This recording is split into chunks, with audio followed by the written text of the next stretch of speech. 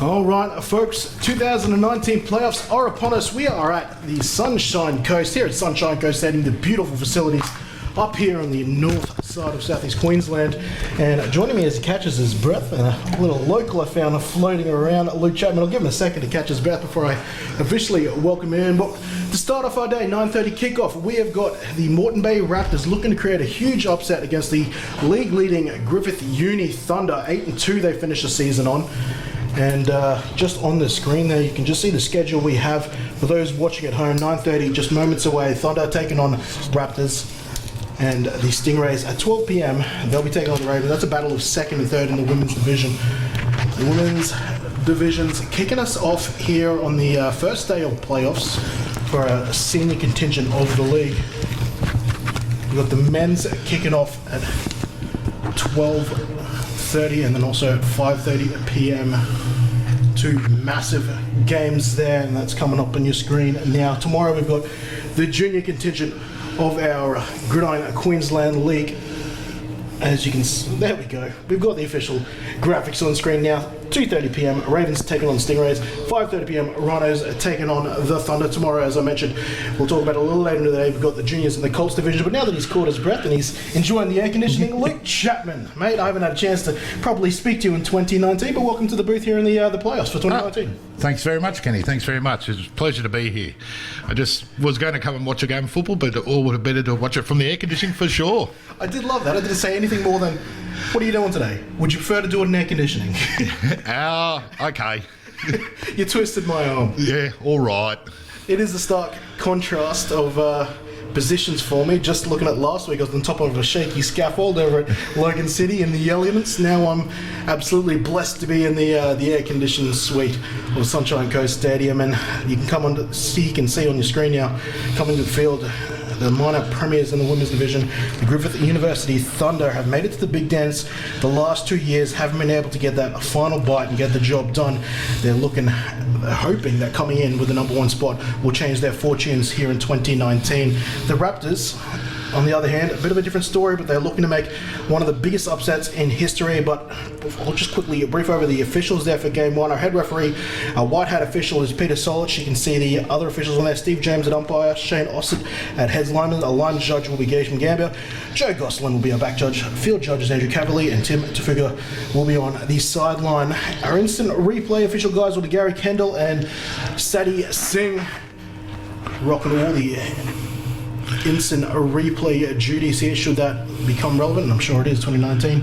That's what we've got in GQ now, the ability to use instant replay to make decisions.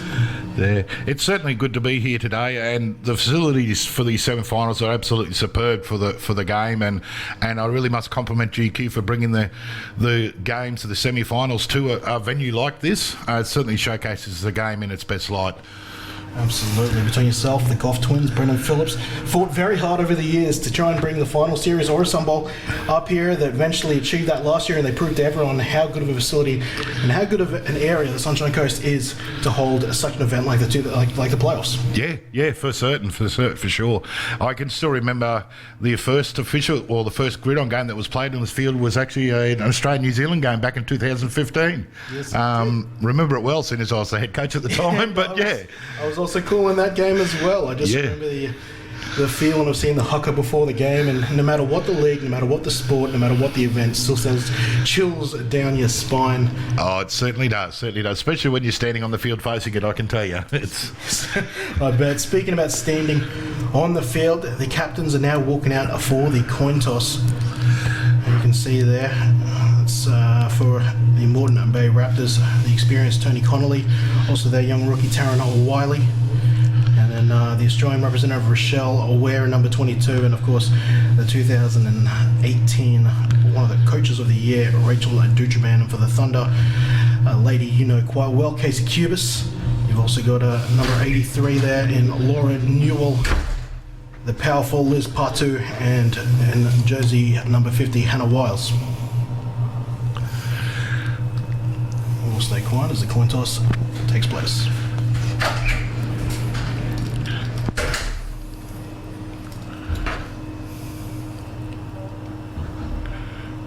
Now, I don't think you're getting onboard audio there, but the Raptors got the option, and we'll soon see the result of that.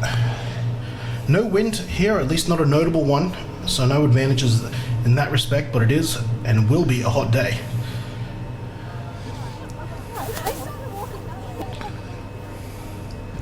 Thunder have won the toss and have elected to defer.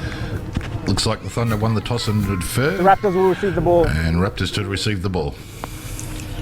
Natural decision. It seems like it's a bit of a default decision nowadays to defer your option to the second half. Look, I think a lot of coaches do that just to see how the game goes in that sort of scenario. I know when I was head coach, if we won the toss, I'd often would take the ball, depending on your opposition sort of thing. But I always prefer to set the tone with the ball in hand. Some coaches prefer to set the tone with their defence, which tends to be a little bit more aggressive and that sort of thing. But so it's one of those things. Obviously weather conditions and wind, if there is any, does play a part in that, and because if you do defer, you do get to choose which end. There's also been a couple of cases where we've deferred, where we've gone to take the ball and the other team's had the second half option, and then they've actually given us the ball back the second half. So yeah, I was on one of those teams. Yes, it has happened in a before. Game as well. But yes, and also the other thing to consider, maybe in some of the early games or late afternoon games, some like to consider the sun as well, particularly the aerial teams. Yeah, certainly the sun. Some of the other things also in the late afternoon games is, especially in playoff time, is the weather in regards to storms and that sort of thing. So, if the game gets cancelled and you're ahead, if it gets cancelled after half time and you're ahead at the time and the game's finished then because of weather, then you get awarded the win. So you want to, certainly once half time comes, you want to be in the front, and the best chance to do that obviously is to have the ball in hand and on your offence. So yes, sir. I'll be keeping a close eye on the weather. We had some storm warnings last night. It looks like that has become less of a chance for later this afternoon. So most of the lower seeds can breathe a little bit easier, especially with those playing in the afternoon, but there is still a little bit of a warning out there, so it's not completely out of the way. But right now it looks pretty decent here at Sunshine Coast, at least for the first two games to start off with. But as of right now, we have got a story of, well, quite frankly, it's a David and Goliath battle right here. The 0-10 Moreton Bay Raptors. Last year was a 3-team playoff. This year they decided to extend that to 4 teams, so the Raptors are playing their very first finals game against a very veteran side in the Griffithini Thunder. As we get underway here, and this kickoff will go out of bounds. Out of bounds, so a penalty on the Thunder. I'm not sure whether that was actually a planned move. I just wouldn't have thought so. But the Raptors will certainly get the advantage of this, retain the ball and move the ball a bit further forward. And head official Peter Solich is about to give us a call. We have a legal procedure on the kicking team. Kick out of bounds untouched. It'll be 5 yards from the spot where it went out of bounds. First down, Raptors. So there we go. The penalty will be assessed. Raptors will take the ball with a bit of extra yardage. Now, look, is this a story where the favourite should just come out victories here, or is the Thunder, or the Raptors, I should say, who are playing with nothing to lose, do they have the potential to create a bit of an upset here? Oh, look, in a 2-horse race, there's always potential for an upset. I would have thought that, with the season record, the way they've gone between with the Thunder basically sweeping pretty well all before them, and the Raptors unfortunately not having to win a game, I would have thought it's a very long shot, but stranger things have happened. Yes, I mean, I can remember many years ago coming into, in the Stringhouse men's team, we only just scraped through 4th and then ended up winning the Sun Bowl. Our first season with the Spartans juniors, we actually made the playoffs, and in fact only lost the semi-final in I think it was a double overtime funnily enough, against the Ravens at the time down at Wildcats, and at that stage we'd only won 2 or 3 games in the season. But so hey, stranger things can happen, but you would have to think that the smart money would be on the Thunder winning this game fairly convincingly. A couple of back-to-back incompletions there to start the game, a flag down on that last play. Just on that aforementioned Ravens team you mentioned. I'm not certain, but here the captain of that team was gorgeous. Looks like we had a offside lined up in the neutral zone on the offence there by the looks of that.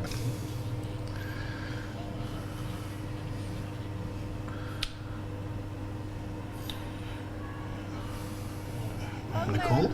We have an illegal formation on the offence. That penalty will be declined. third down. Thunder happy to take the result of the play there, making it a 3rd and 10. Now, worth mentioning, the starter today, Rachel Dutraban, an experienced quarterback, pretty much a semi-quasi coach quarterback. This snap is a horrible one, though, and Rochelle Ware will have to try to clean it up, and that'll put them in position to punt this away rather than turning the ball over. So, rough start for the Raptors, and the Thunder looking to capitalise. Yeah, it has been a great start for the Raptors offensively. They've basically the 3 and out for the Thunder defence. So they'll punt this away, and the Thunder offence will get into rhythm. We'll see how they come out. It's probably fair to say the Raptors are a little bit nervous at the moment, a little bit tentative out there. And another flag in as this ball is snapped, and punting that away was number 19 on Lonnie Botel. But it looks like we'll be coming back.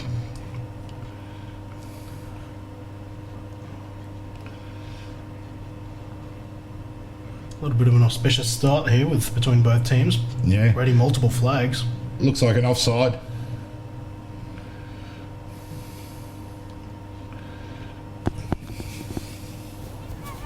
Offsides on the defense. Be 5-yard penalty. Remains 4th down. So another 5 yards, and they'll repunt. Repunt that, yep. And just trying to see who's back deep. It looks like it's going to be Hayley Peterson, who's only lined up at the 40 here. But looks like she won't need to go any further back as Liz Bartu picks up the block punt. And now the Thunder will take over in fantastic field position. Look like they'll set up shop at the 14. Yeah. Well, looks tackle made there by number 33, I think it's Rihanna. Yeah, Rihanna Cuss. And I didn't see who else was in the tackle there. And we've got an injured player down with both teams. That's Liz Bartu. Oh, no? No, she's the one showing concern. Yeah, okay. It might actually be Miss Cuss. No. Rihanna's over the side. It looks like the other tackler. One of the Raptors players. And Can't see a number. I'm seeing a 2 there, so 28? could be Kate Bennett, former Thunder and Spot.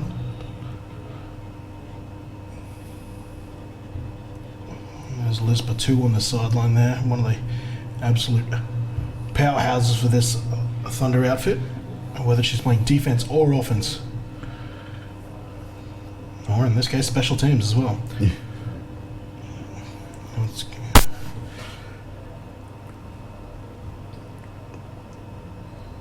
You see Rachel Dugerman, who is a qualified physiotherapist, so looking over her teammates.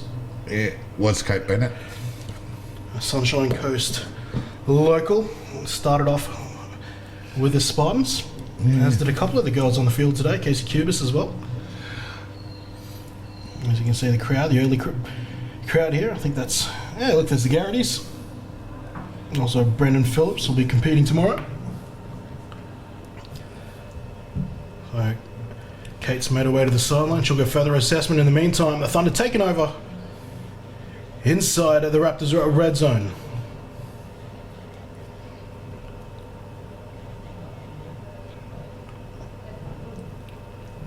And their first offensive play is a keep to Ewers, and Ewers will pitch it out late to Floridas, I believe. And there's a touchdown on their first play from scrimmage.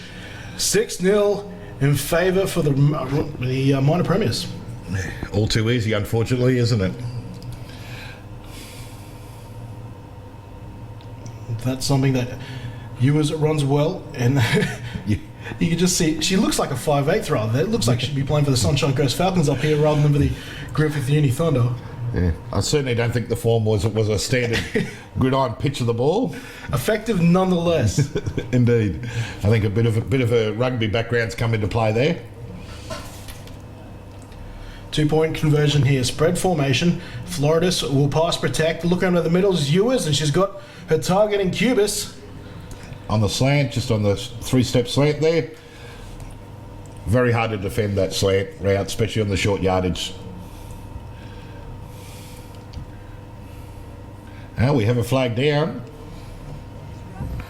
Too many players on the defence at the time of the snap. The penalty will be declined by rule. And naturally, they'll be declined, and the 2 points will stand 8-0.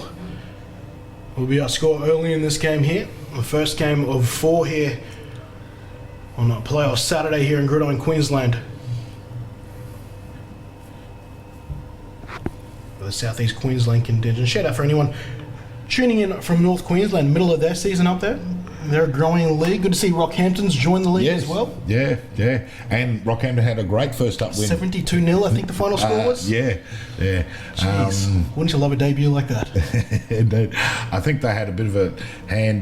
Ben Stokes, former Ravens and Australian representative, is now actually a resident of Rockhampton. Not a handy quarterback to start your team with. Yes, so I'm sure that had a lot to do with that. But hey, they've got to put the rest of it together as well. So, one man can't win a game. Yes. Indeed. Kerry boots that down, and that will be fielded at the 15 by Ware. And she'll try to find some space. Keeps her legs pumping and gets that ball just short of the 25.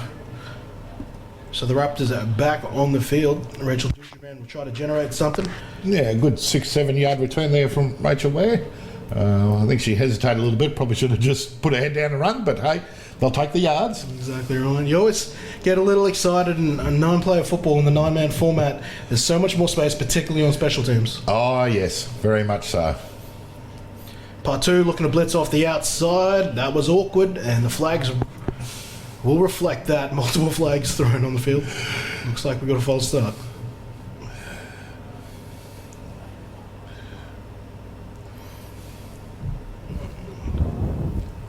Prior to the snap, false start, number 32 on the offense. The 5-yard penalty remains first down. And the right going there. And maybe still a few of those nerves. Still early in the morning. It's also much earlier than a lot of these players are used to playing. Yes, They're definitely. 9:30 in the morning. Most of our games here in Gridiron, Queensland, at the earliest kick off at 12 o'clock. So to be playing, and at this time in the morning, some of these players would have been up at 5 a.m. to get here at the Sunshine Coast. Yeah, especially if you live on the south side of Brisbane or something like that, which the Thunder are from. It would have been a fair old track for them to get up to the Sunshine Coast for this game. If you've got to be here an hour and a half early to think, so you would have been here at 8, so it was meaning leaving out, as you say, 5:30 in the morning. Prior to the snap, false start on the offense, number 33. The 5-yard penalty still remains first down. So We can imagine if the Gold Coast Stingrays finished in first seed. That would have been a nice early start for them. yeah, especially as the traffic going down the Gold Coast, being the start of school each week, would have been not particularly good. Dudra Band looking for Wiley, just out of reach. I'll bring up second down. And Wiley is, I've talked about her a lot in the Raptors games I've covered this year, has garnered a lot of praise from her coaches. And so she's only in her first season, but most of her coaches believe that she's got everything, the entire makeup to be a future representative player. Yeah, very good. I must admit I haven't seen too much football this season, but Michelle Ware, nice tough run up the middle there. Sometimes some of the hardest yards is where you're going right between the tackles, or in this case between the guards. Last time these two teams played, Rochelle Ware against her old team in the Thunder had an absolute whale of a game in a team that went down 50-0, made countless tackles, and was still the bell cow back for her offense. And I can't handle this Dutra Band, and she'll be saved by that woman I was talking about. Rochelle Ware scoops it up, cuts it back inside, gets it to the 28. Won't be enough for a first down, and they might have to punt it away, but an impressive effort nonetheless. Yeah, a very impressive effort. It's a good 10, 11-yard run there from Michelle Ware from a broken play, with certainly good awareness to pick that ball up and head for the open spaces. Jessica Samonte, I thought she had a recovery there, but only promoted at 40. You just saw a replay there. The knee just got in the way of her hands. And pushed it towards Ware, who took it with open arms. Fourth down now for the Raptors, and Dutraban will move out to gunner, and Botel back to punt.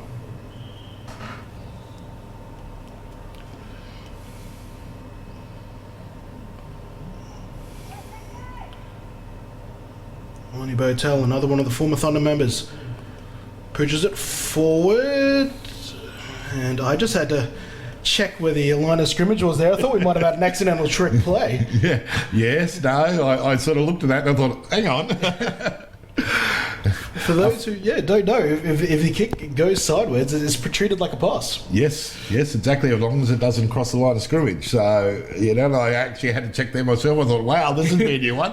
I got to remember that one. Head coach Matena, who's going to join me in the booth after this game as well. I would have been, absolute genius. I would have been in awe of the genius if he pulled that off.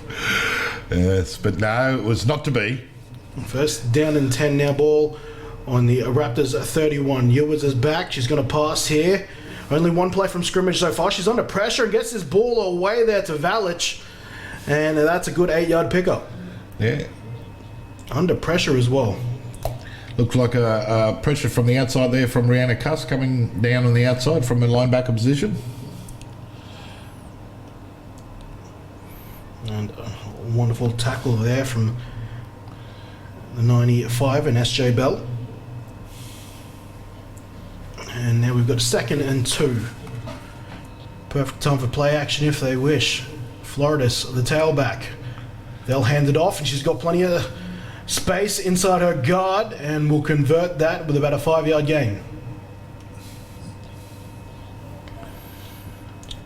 Floridis making the move to running back this year and has done so nicely. Started on the defensive side of the ball last year, played a bit of wide receiver I believe, but made the full-time switch to running back here in 2019.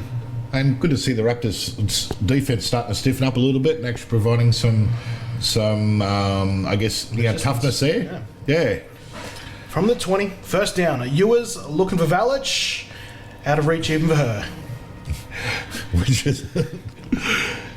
Yeah, certainly the between Valich and Kubis, I've got a couple of very tall receivers there. And plenty of catch radius. Oh, yes. Yes. She really tried to use the all 6 foot of Valich there. Had to stretch out for it and all. Kubis, to my knowledge, still standing as the tallest lady in the women's division. Ewers on 2nd down. We'll have to wait. And we have a timeout. Timeout, Raptors. It's your first timeout of the half. And there's our first timeout, and that's going to go against... Well, they'll be charged to the Raptors. Raptors want to have a chat. Coach Matene looking to rally the troops. And we might take a quick time out ourselves, and we'll throw it on out, be back on the other side of it.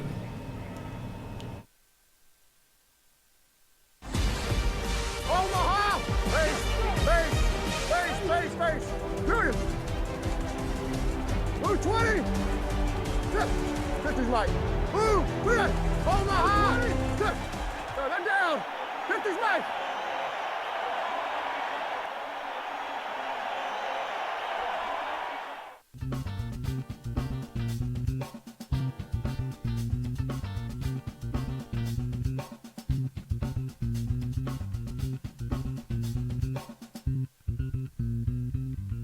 What it is. Yeah. That's why I thought, shit, what's that one? But yeah. And we're back. Big thank you to our sponsors, in particular to pay close attention to Impact Sports there. Have got a sale going on. Order before 14th of December and the special prices available. We'll go through more of that soon. 2nd down and 10. Ewers with Floridis. Valich, the last target in the left slot. This will be that speed option again. They scored a touchdown on the first play of the game with it, and they go back to it, and this run will come to a close at the 10. A nice tackle there from Botel.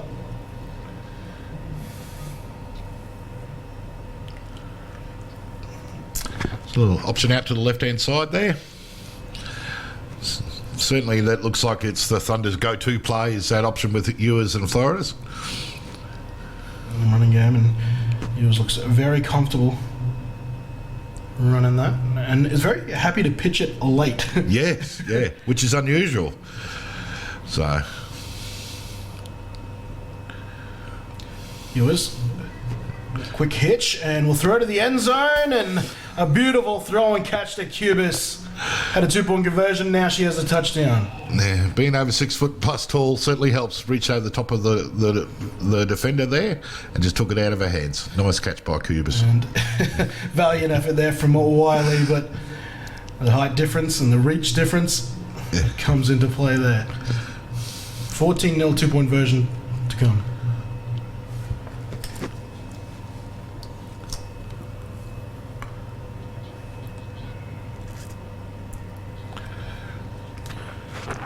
Trips left. Cubis alone to the right.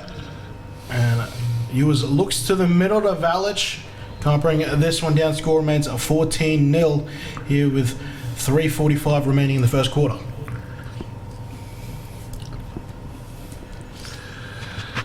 Yeah, unfortunately, it looks a little bit sort of too easy almost for the Thunder. They're certainly, getting some good execution in their plays. But the Raptors are certainly putting up a valiant effort then.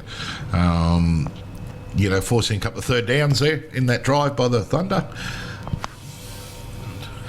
Yeah, it's been a tough outing for the last time the Raptors have played the Thunder. 42-0 and 50-0, the most recent encounters.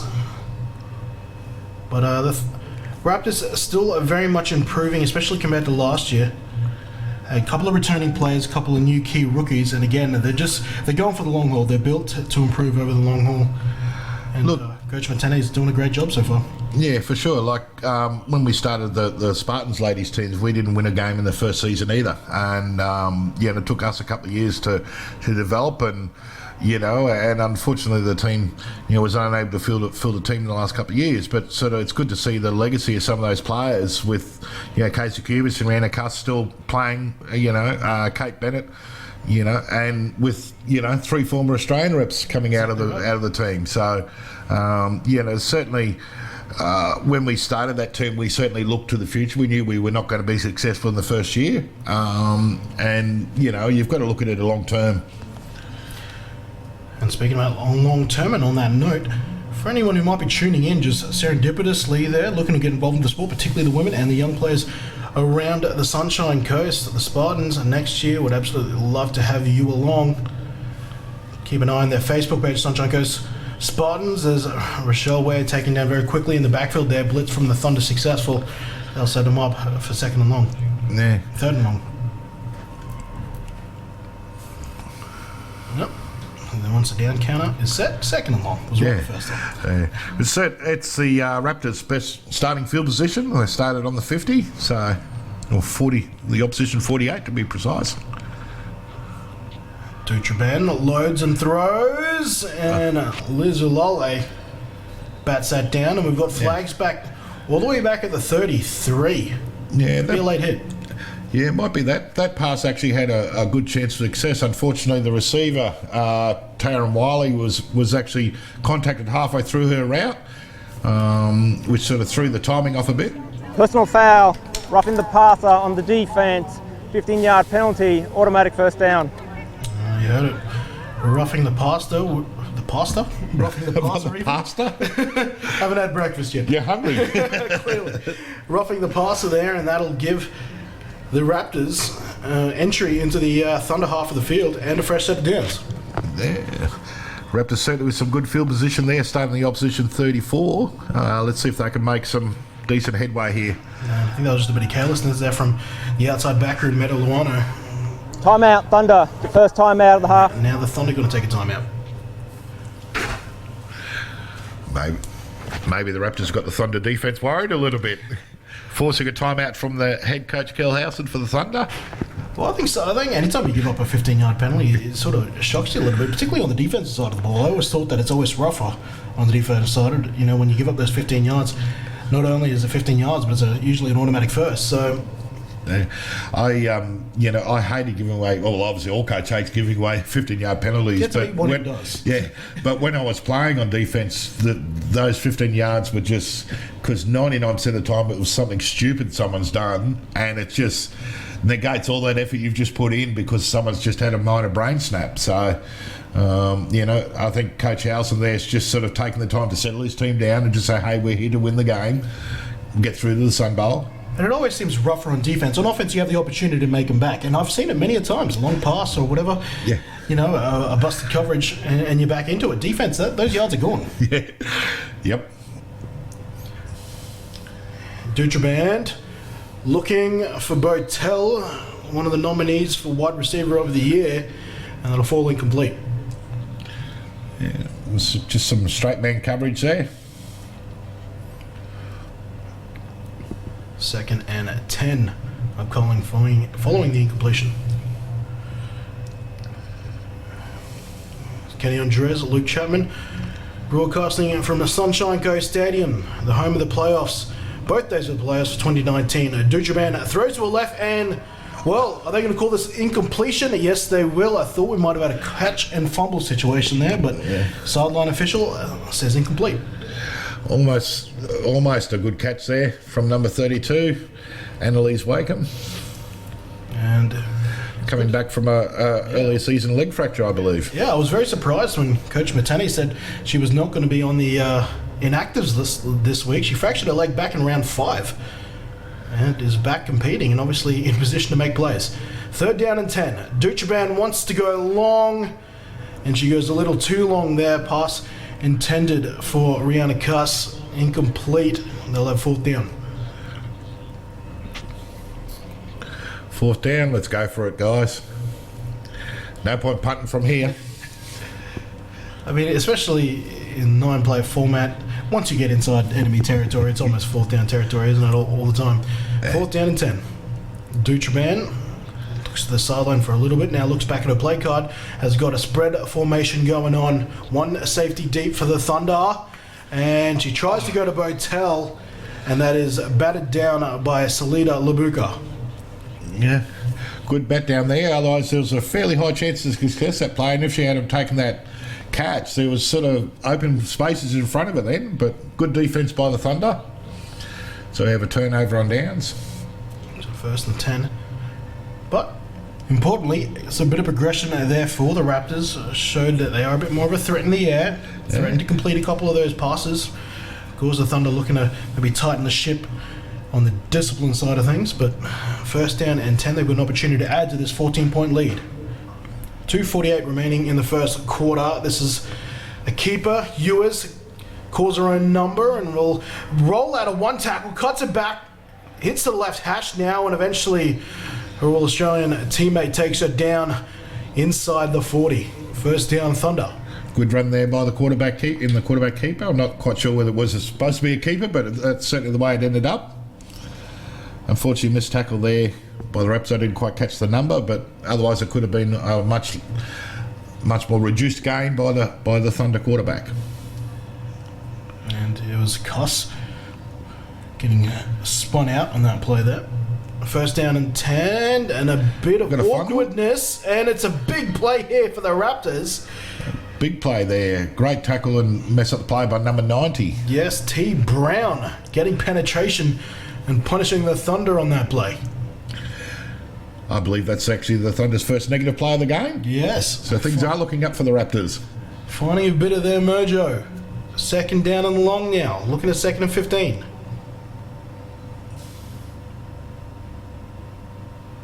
How will the Thunder respond? Liz Partout in the right slot. Valich over on the left. Cubis outside her. Ewers has got time to throw. Completes. No. Oh. Spoke too soon. In and out of the hands of Casey Cubis. Yeah, you put the mocker on her. Absolutely. Too much faith. Normally one of those safest pair of hands in the ladies' comp, but unfortunately not able to pull it in on this one. So the Raptors have got a 3rd and long situation. And it's their first 3rd down conversion attempt of the morning. Ran into Cubis this morning, had a quick chat. We'll get back to that after this play. 3rd and long. Ewers got high snap, but handled nicely. Going long for Valich, and Valich off the fingertips. Can't reel that one in either, and this will be 4th down, and the Thunder may even have to consider punting here. Yeah, I think Taryn Wiley there managed to get a bit of a fingertip to it on the trajectory. If you just watch the replay. Oh, no, not quite. Not quite, but just overthrown. Valich. But yeah, Cubis She was feeling good this morning, and then I realised it's because she only had to do a 5-minute drive this morning compared to the longer commute she usually does for the South. I reckon this will be an option. It's a bad snap. They'll have to try and work something out of this. It is Floridas, who has got a bit of a kicking background. She'll just take this herself. Has got Ware in front of her, as well as Sammy Sideline, who wins that battle. And this will be a turnover on downs. A win there for the Raptors. Excellent defence there from the Raptors. Excellent defence there, and that was almost even a bigger loss there. But a turnover on downs, so things are looking up for the Raptors. They're starting to really throw some fight out there and show some, some mettle, and actually forcing the Thunder to turn the ball over on downs. So good work from the Raptors. Both long snappers now have shown signs of shakiness on both sides.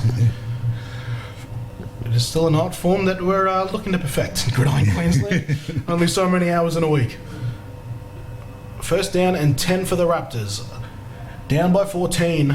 And a blitz here from part 2. Dutra had no chance on that play. Perfectly timed blitz there from the Australian rugby representative. Can't do anything about that. Not a hell of a lot. The only way to stop that is to get some good communication on the offensive line, and I think with Kate Bennett out of the game from an early, I think it's the second or third play, and it looks like they've got their backup centre in there. Yeah, well, he's Tony Connolly. It's not a bad... It's not a bad centre, most admittedly, but Queensland rep. I think the communication and the line at that stage was just not quite there. Go for a pitch to the outside. Yeah. Once again, great ball. This was rugby league. Ball comes out towards the end. Play was called over and unsuccessful there, so this will be a third and forever for the Raptors. Yeah, had going for the pitch out, but unfortunately the outside linebacker for the Thunder was aware, ready and waiting. And you got some of the best outside edge defenders here in the women's division. Meadow Luano and Liz Partu, who's just a danger wherever she lines up. Inside backer now, but is quick enough to beat her outside back as the half plays. And she blitzes again. They send 4. Dutraban has to throw off her back foot, and Valich almost intercepts this from the defensive end position. Yeah. Still no luck for Valich, and that'll be 4th down. Yeah, I think that was an attempted screen there from the Raptors, and if Valich hadn't got in there, I think that play could have been quite... Absolutely. Look at all the space there. Good play to stay at home. A lot of grain, not a whole lot of red there. That's the end of the first quarter. That'll be the end of the first quarter there. Scores 14-0 in favour of the Thunder. Thunder got out to an early lead, but the Raptors have brought this back a little bit, and we head into the second quarter with a 2-touchdown lead to the minor premiers.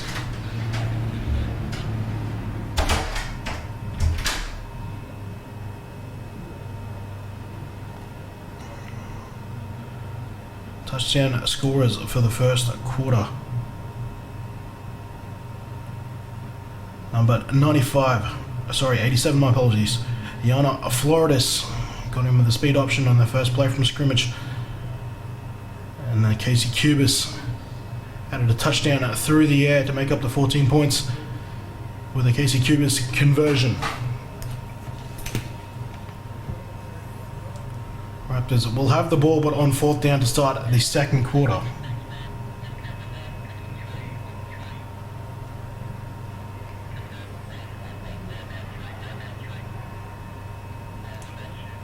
Botel, good snap, and she'll Cooper Cronkite to the sideline for a punt of maybe a yard.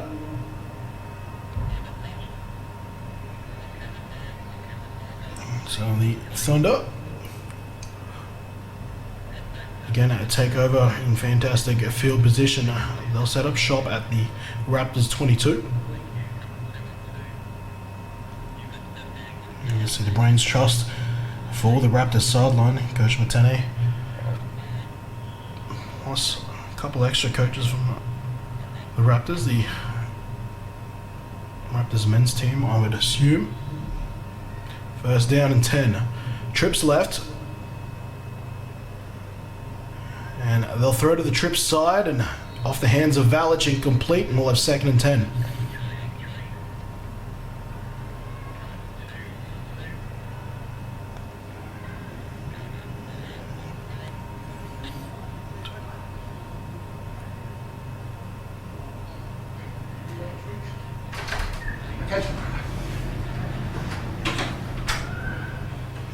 Second down. Back out of the huddle. Going back to that trips formation. They very well might even go to the exact same play as my color commentator. Comes back from his quick reprieve, and they go to the speed option to the short side, and Ewers pitches late to Floridas. Floridas tries to spin out of the first tackle, but is a chase down there from Becky Schuster. Flying in from Victoria to compete in the Raptors' first ever playoff game. Successful run there from Ewers and then Floridas. So we've got first and goal now, ball from the 7.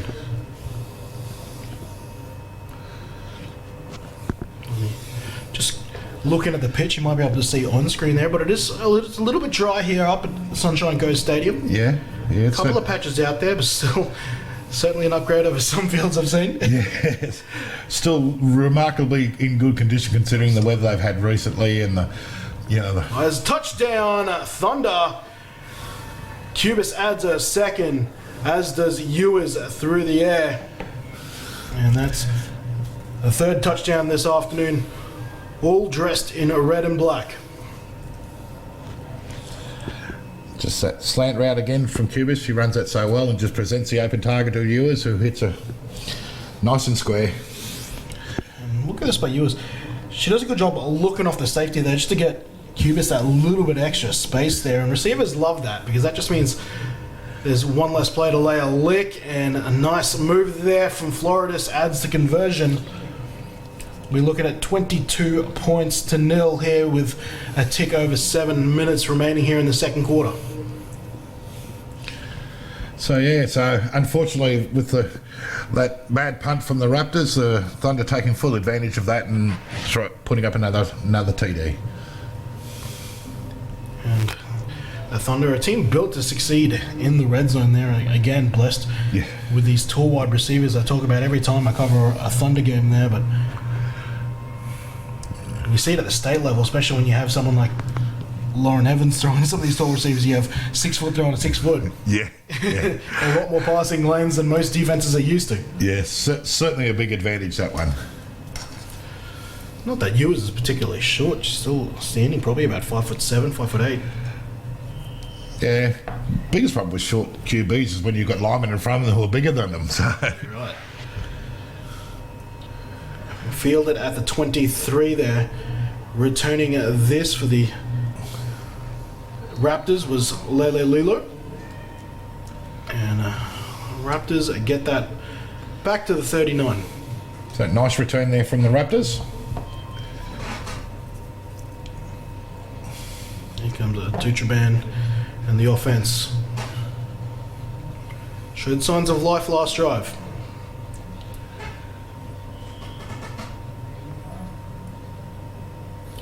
Starting at the 39. Spread formation from the Raptors.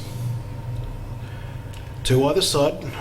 2 insides off the line of scrimmage, but they'll have to wait. Try and execute their next play. Flags thrown in at the snap.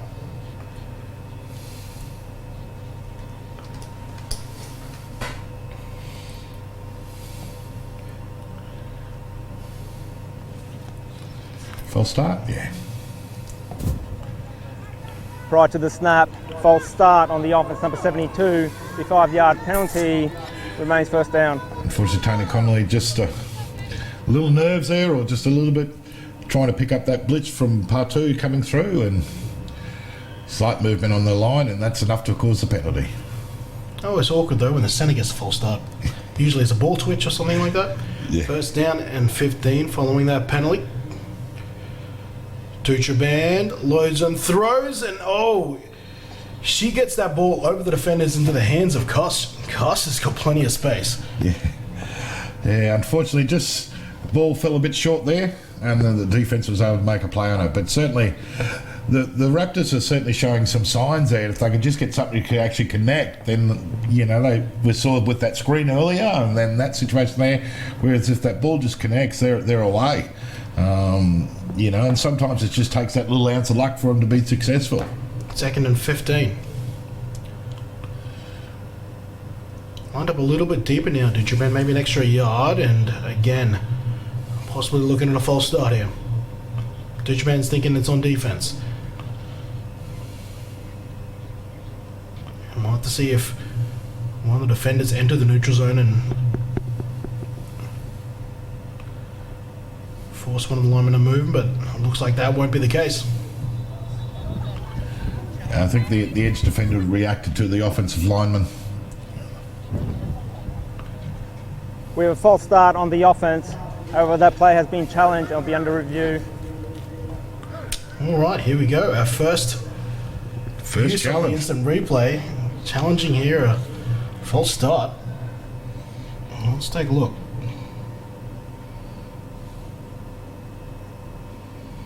Yeah, it's just, and there's that part 2. I think there might be a case to be made here. We have a correction on the play. A false start cannot be challenged at this time. The penalty on the false start on the offense remains. It will be 5-yard penalty, second down. You might have heard a bit of confusion in my voice and when that challenge went through, and I believe the penalties that can be challenged are only the ones that are 15 yards or more. Yeah, I wasn't sure of that one. I was reading up on it last night, and there are many things that are challengeable, and I'll go through it if it comes across, but as far as penalty goes, it's 15 yards or more. Duchaban on 2nd and 20. Gets it, play action pass, trying to hit deep again, coming back for it though. Was the Raptors receiver and Cuss. Impressive effort, but eventually becomes a defender and knocks it down, and now we've got 4th down.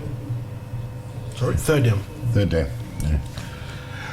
I've noticed with the Raptors, they all seem to have 2 receivers in the same area. I'm not sure whether that's by design or whether, but it has the effect of concentrating the defense there as well, which is making it hard for these receivers to get a little bit of one-on-one. Yeah. And so they've tried to go the slant. Just if they went backside there to the last one they actually had the rub route. They were looking at the first time, and I was about to talk about it. You talked about the receivers being the same side. They're trying to get this rub look against this man coverage from the Thunder. Which is look, the rub routes type combination is a good play against the man coverage, but I think the idea is there. I think the execution is just lacking a little bit, unfortunately, with the punt by the Raptors now. But and Rochelle Ware taking over punting duties now, and pretty much have a flag.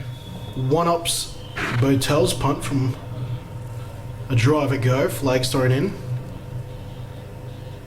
As this penalty is talked about, I can't help but think the Raptors, the concepts are correct, but if they just move the receivers in a bit more and so they get or tighter and I think up that process. I think you're right. I think they need to move the receivers a bit closer to the centre. I don't think as we get the call here from Pete.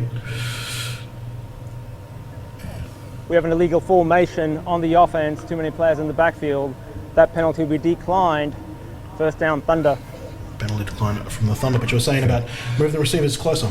Yeah, move them a little bit closer to the centre, like to the ball, as they're going to have a little bit more chance of success because obviously Rochelle Duchaban doesn't quite have the arm strength to get those long passes going, and I think also with the pressure the Thunder defence is putting on, I don't think she's actually got the time to get the ball away. So one way to defeat that pressure game that the Thunder are playing is short passing routes. Get the ball in and out of the quarterback's hands rather quickly. Just some short routes, 3-5 yard catches, and plus that also starts bringing a little bit of confidence back to your offense.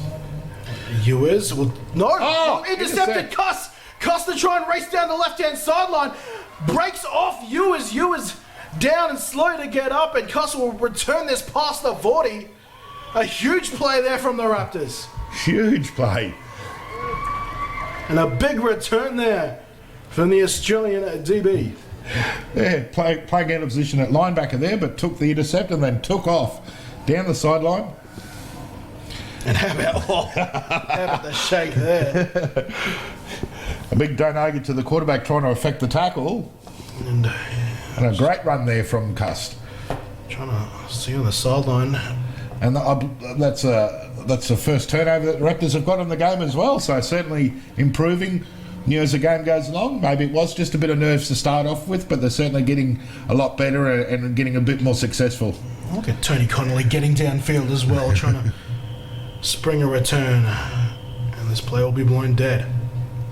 And it might be a equipment. Equipment on number 29. Yeah, Coca-Cola there. I don't think had her mouth guard in. She has to come off for a play.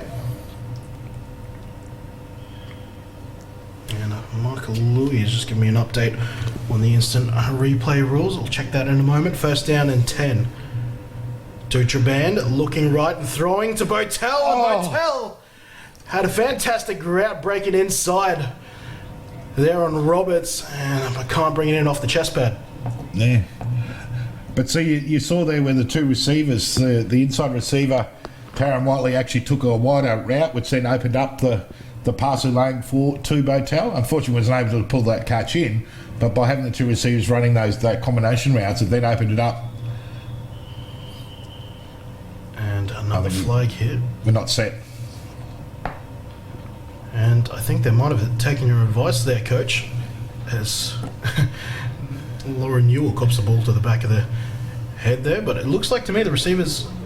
Prior to the snap, false start on the offense, number 32, will be 5-yard penalty, remains second down. Full start there. I think it was probably more a case of the receivers not set and was still moving when the ball was snapped, but, either way, it's still the same result, so... Yeah. But it looks to me like these receivers have maybe taken a step inwards. That's right, they're getting a little bit closer to the ball. I'd be looking at putting Tony Connolly right up the middle here. And Schuster back to pass protect, and this pass is picked off from Samonte. Beats Wiley, now she's down the left hash lines. We've got flags down. We do have a flag back at the quarterback there, so we'll just wait to see what the result of that one. And also where the tackle was made, so... I was just trying to see when the flag was thrown, if it was before the turnover. It looks like it's after. And the referees will huddle and discuss. Yeah. So, referees having a conference out there in the middle. I'm not sure what the first flag was flown for. Speaking of which, only fouls that can be reviewed outside the last 2 minutes of a game are 15-yard penalties. So yeah, that was correct. During the play, we have 2 fouls. Personal foul, roughing the passer on the defense, 83. And personal foul on Raptors after the interception. Those penalties will offset, replay the down. So they'll replay now. So I think importantly, that means the Raptors will keep possession. Exactly, yeah. So we've got roughing the passer, which would normally be a 15-yard first down against the Thunder, but then unfortunately we've got there was a personal foul on the tackle at the end of it, which means offsetting penalties, so it's a replay of the down. So a bit of a lucky break there for the Raptors, but I'm sure they'll take it. That's the second roughing the passer penalty there in this Thunder defense. Second down and 15. Dutra Band stands tall in the pocket, delivers a good ball, but it's good coverage there from Valich. Yeah, certainly good coverage there from Valich. Reading the pass and just coming in late with that hand just to break it up. But again, if you see then the two receivers were within a couple of yards of each other. They need to get a little bit of separation at the point of reception there to try and give the defence something a little bit more worried about. Unfortunately, because they're too close there, Valich could actually cover both of them with one pass, which made it very easy for the defence to break that one up. Especially with those long arms. Yes. Third down and 15. Change of formation.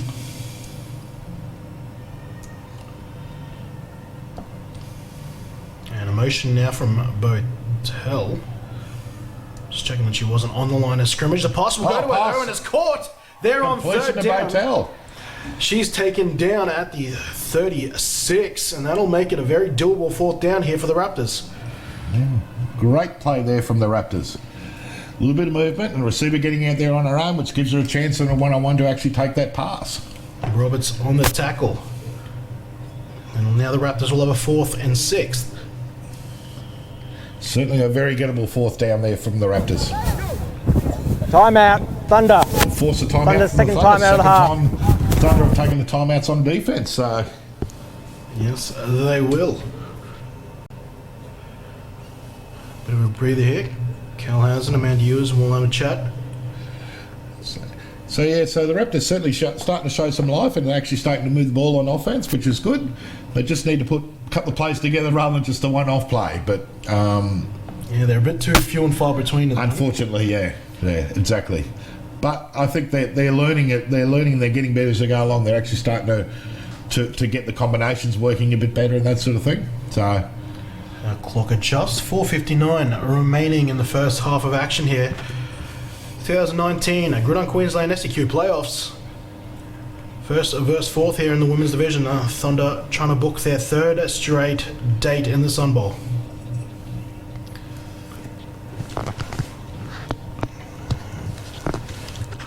And just about the Raptors there. The Raptors, a lot of the players didn't actually think they were playing playoff football. To their understanding, we were following the same format of last year. Previous years. First was going to be straight into the Sun Bowl, then it was a battle of second and third to see who would take them on. But apparently that had changed this year, and a lot of the Raptors players hadn't intended on that. They booked holidays. Some of them had to cut their holidays short or take a quick reprieve in between their holidays there. yeah. So.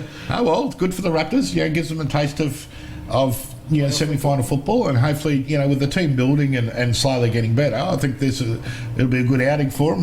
Regardless of the result, they'll certainly learn and improve from this, and then hopefully, next year come back and be a better force. Yes, sir. 4th and 6. Duchaband wants something left. We'll throw one underneath. The pass is completed, but it won't be enough yardage, and Liz Partout all over the play there.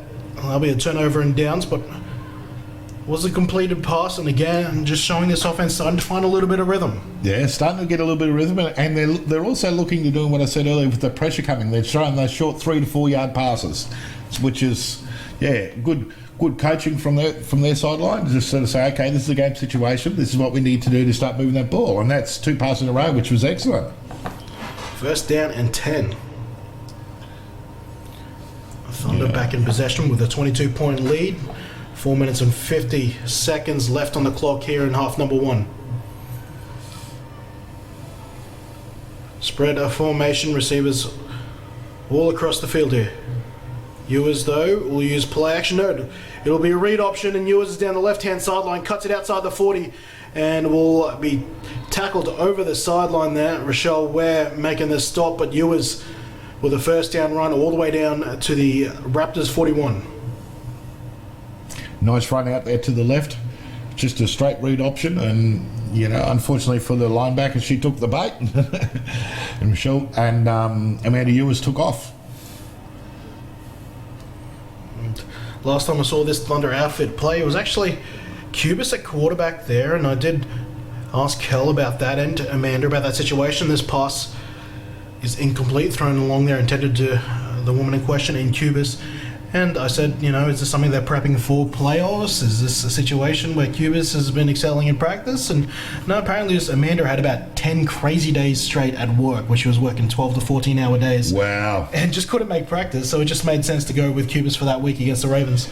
Yeah. The Ravens, yeah. Well, when you're coaching, you do what you've got to do. You can only make plays for the players you have available, and not bad having a Australian quarterback as your backup. That's a nice situation to be in. A funky looking option play here, and that will be a pass completed to Roberts. I'd love to see that on replay. That was more a shovel than a pass, but hey, had the effect. Take a look at this. This will look good from here. So it's some sort of read option, and then just a bit of a shovel there. I think that was more of a fly by the seat of your pants play, but hey, effective. It worked. They got a good 5-6 yards out of it. So, but good heads up there from the receiver to be aware for it. 5 yards needed here to convert. Tight end in on the play there. A pass floated over the top, possibly forward. What sport am I calling again? 3rd down. They won't get enough yards there, and now we'll have a 4th and 4 upcoming. Yeah, so the Raptors defense starting to really muscle up here and actually taking the plays out of there. That's, so only a 1 yard gain. So, and if they can turn them over here, get the ball back with 3 minutes, and dare I say, get a score and make this a 2-possession game again, that'll be huge for the Raptors. I will just remind everyone, they have pushed the Thunder before. They had only a 14-0 loss back in round 4. Ewers Going back to that play thing, throw it crying across her incomplete. body there, incomplete. That would have been one heck of an angle to throw there on 4th down, but turnover on downs, and the Raptors deny any points, and they're back on the ball with just under 3 minutes remaining in half number 1. So that's a 3 and out or 4 and out from the Thunder there. So the Raptors defense certainly standing up that time. So the Raptors will take over in their own half. Ball on the 35.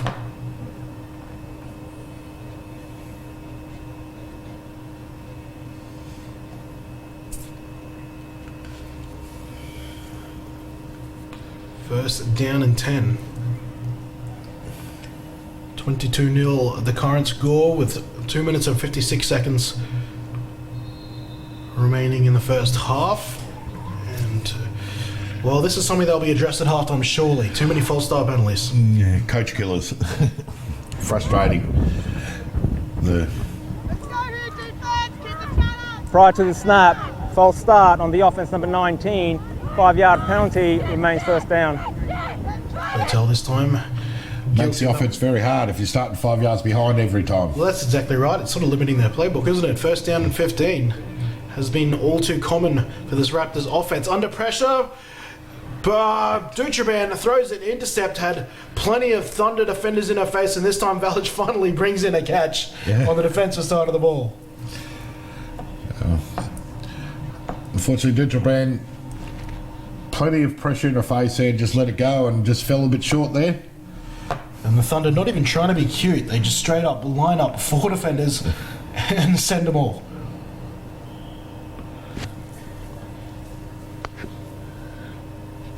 And that pressure generating a turnover there, and just when we thought momentum might have swung in the direction of the girls from Moreton Bay, it's right back into the hands of Ewers and Floridis. Cuts out to the left. Bounces it out to the left, beats Botel, and now cuts it back for a first down. Still chugging her legs before Schuster comes over the top and takes it down. They're inside the red zone now. And this next play will probably come in just before the 2-minute warning. Inside the red zone. Let me think about this. Kubis and Valic, which one?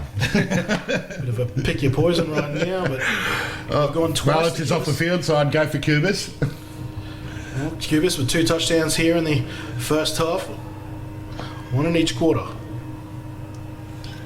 Trips right. Option left. That's what they've done before, but no, they'll throw to the trip side, looking for Olala, who was open. Pass fall short of her, though. Incomplete, bringing up 2nd and 10. And now we've got a timeout for the offense. Stopping it just short of the 2-minute warning. Timeout, Thunder. Thunder's 3rd and final timeout. And they wanted to make sure they... Omaha! Face! Julius! Blue 20! Tip! 50's right. Blue! Clear! Omaha! Tip! Then down! 50's right!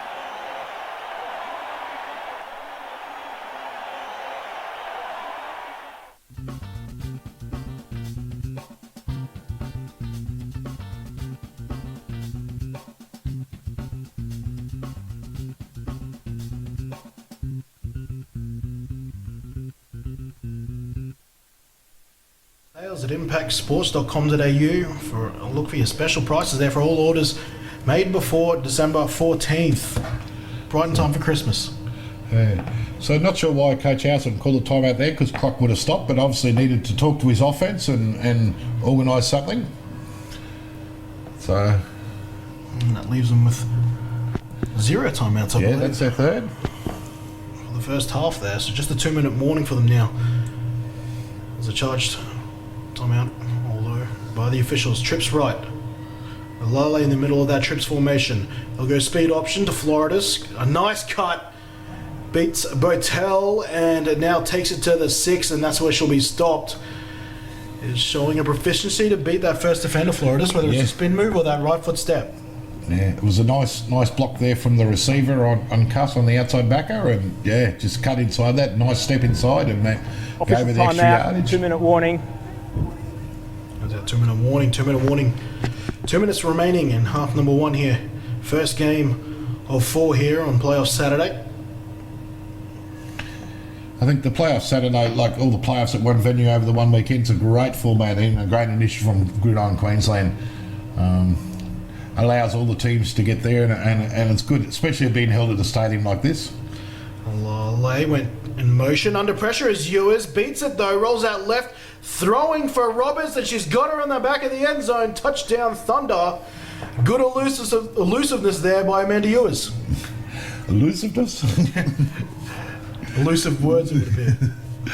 Certainly, good awareness from Amanda Ewers there to feel the pressure and just roll out of that pressure and pick the receiver up in the back of the corner of the end zone. Good for the completion. They talk about quarterbacks. Everything done in that first and second read there is designed by the coaches. Anything a quarterback does after that, that's all quarterback talent. And this will be she's looking for a running back. Now, Floridas, I think, went the wrong way there. You always wanted to pitch it out, but Floridas went behind her. You see the discussion going on there. I don't know if she was apologising or remonstrating, but I'm sure you said zig and I zagged. So the 2-point conversion doesn't happen for him. Keeps the 30-burger off the board, but just that's an impressive touchdown there from Ewers. Did a good job of keeping her eyes downfield. That's something that takes reps. You know, a lot of quarterbacks there, once that first rush comes in, and if they evade it, immediate thought process there is to take it and run with it. Yeah, certainly. That shows a bit of experience there and a cool head, and someone who's been doing it for a while makes that next step in the quarterback play. You're right. Most rookie and young quarterbacks, as young as an experienced quarterback, as soon as they get the pressure, they'll just roll out and try and run.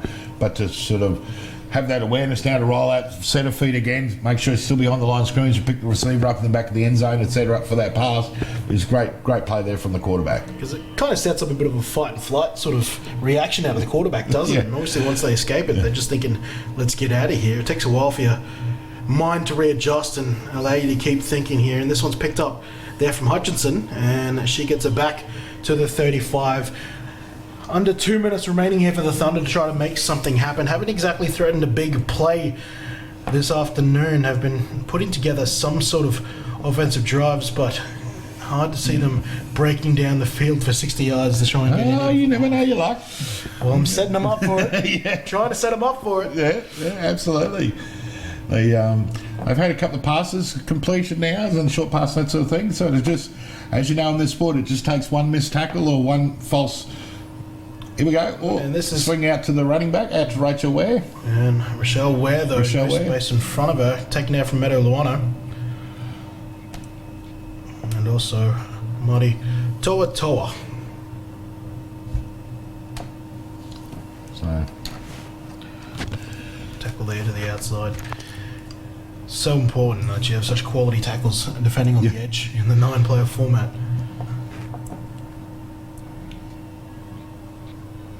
Second down and 14. Perhaps you'd call it a long 13.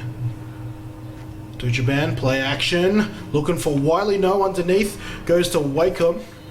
And she catches it, but she's taken down immediately. Clock continues to run. But again, there was 2 receivers in the one area, only a couple of yards from each other. You have a look here.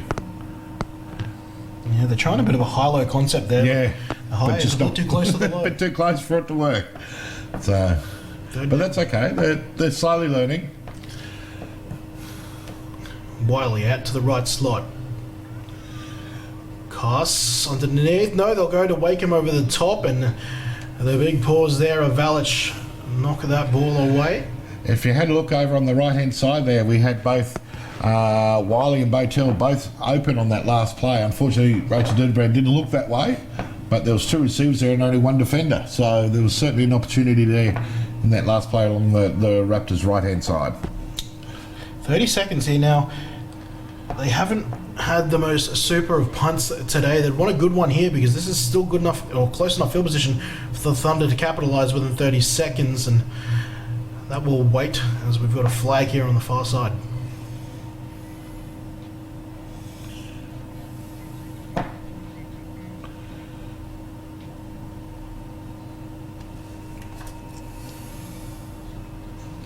And well, flag was assessed, but I think it might have been another equipment violation, actually. We saw a substitution on the far side. Here for the punt. It's back to Ware kicks this, and it'll go out of bounds officially at the 30, as soon as the official stops walking, I think at the 39. 39. So 39 yards, that's actually probably not too bad. 22 seconds left on the clock. So do you go for the big play, or do you just take a safe play to run the clock out? Well, with the way your offense has been moving and their proficiency in the air, I see no reason why not to shoot for one more. That being said, they did have that big turnover though that saw Cost going down the left-hand sideline. Indeed.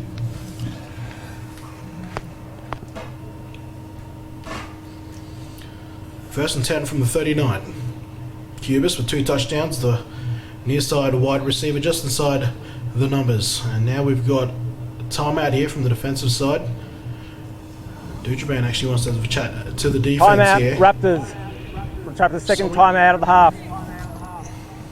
And that leaves them still with one more, but I'm sure it will be something to the nature of keep them in bounds. Yeah. Would suggest perhaps the Raptors probably just trying to get their defence in order and running some sort of type of prevent defence just to prevent the touchdown in the lead up to half time. And this is a situation where you send something like 2-man under or your quarters defence out and you just tell them to tackle them in bounds. Yeah. It doesn't matter right now, they've got no timeouts. No, exactly right. Just got to keep, if it is a completion, just tackle them in bounds, tackle them in the field of play because they can't stop the clock. And so Thunder's potentially have only got sort of enough time for 2 plays, you would think. And if they can't get out of bounds, they'll need to sprint to try and get a spike in if they really want it. Whether you're going to try that when you've got a 28-point lead, though, Yes. that's another thing. First down and 10. Both teams have had a lot of time to talk over the next play. Let's see if they just run that speed option, perhaps.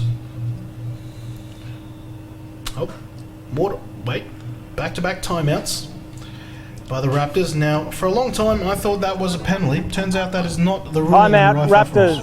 Okay. Third and final timeout for the Raptors. I always thought that was. 23 seconds remain in the half. Had the course to take back-to-back timeouts, but... Yeah, no, I've seen it a couple times this season, and all times I've been confused, but one would logically suggest if it hasn't been penalised in 2019, the ruling changed. I'm sure in the NFL that is the case, though. You can't take back-to-back timeouts.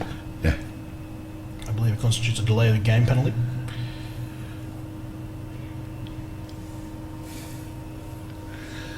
So let's see what sort of defence the Raptors come up with.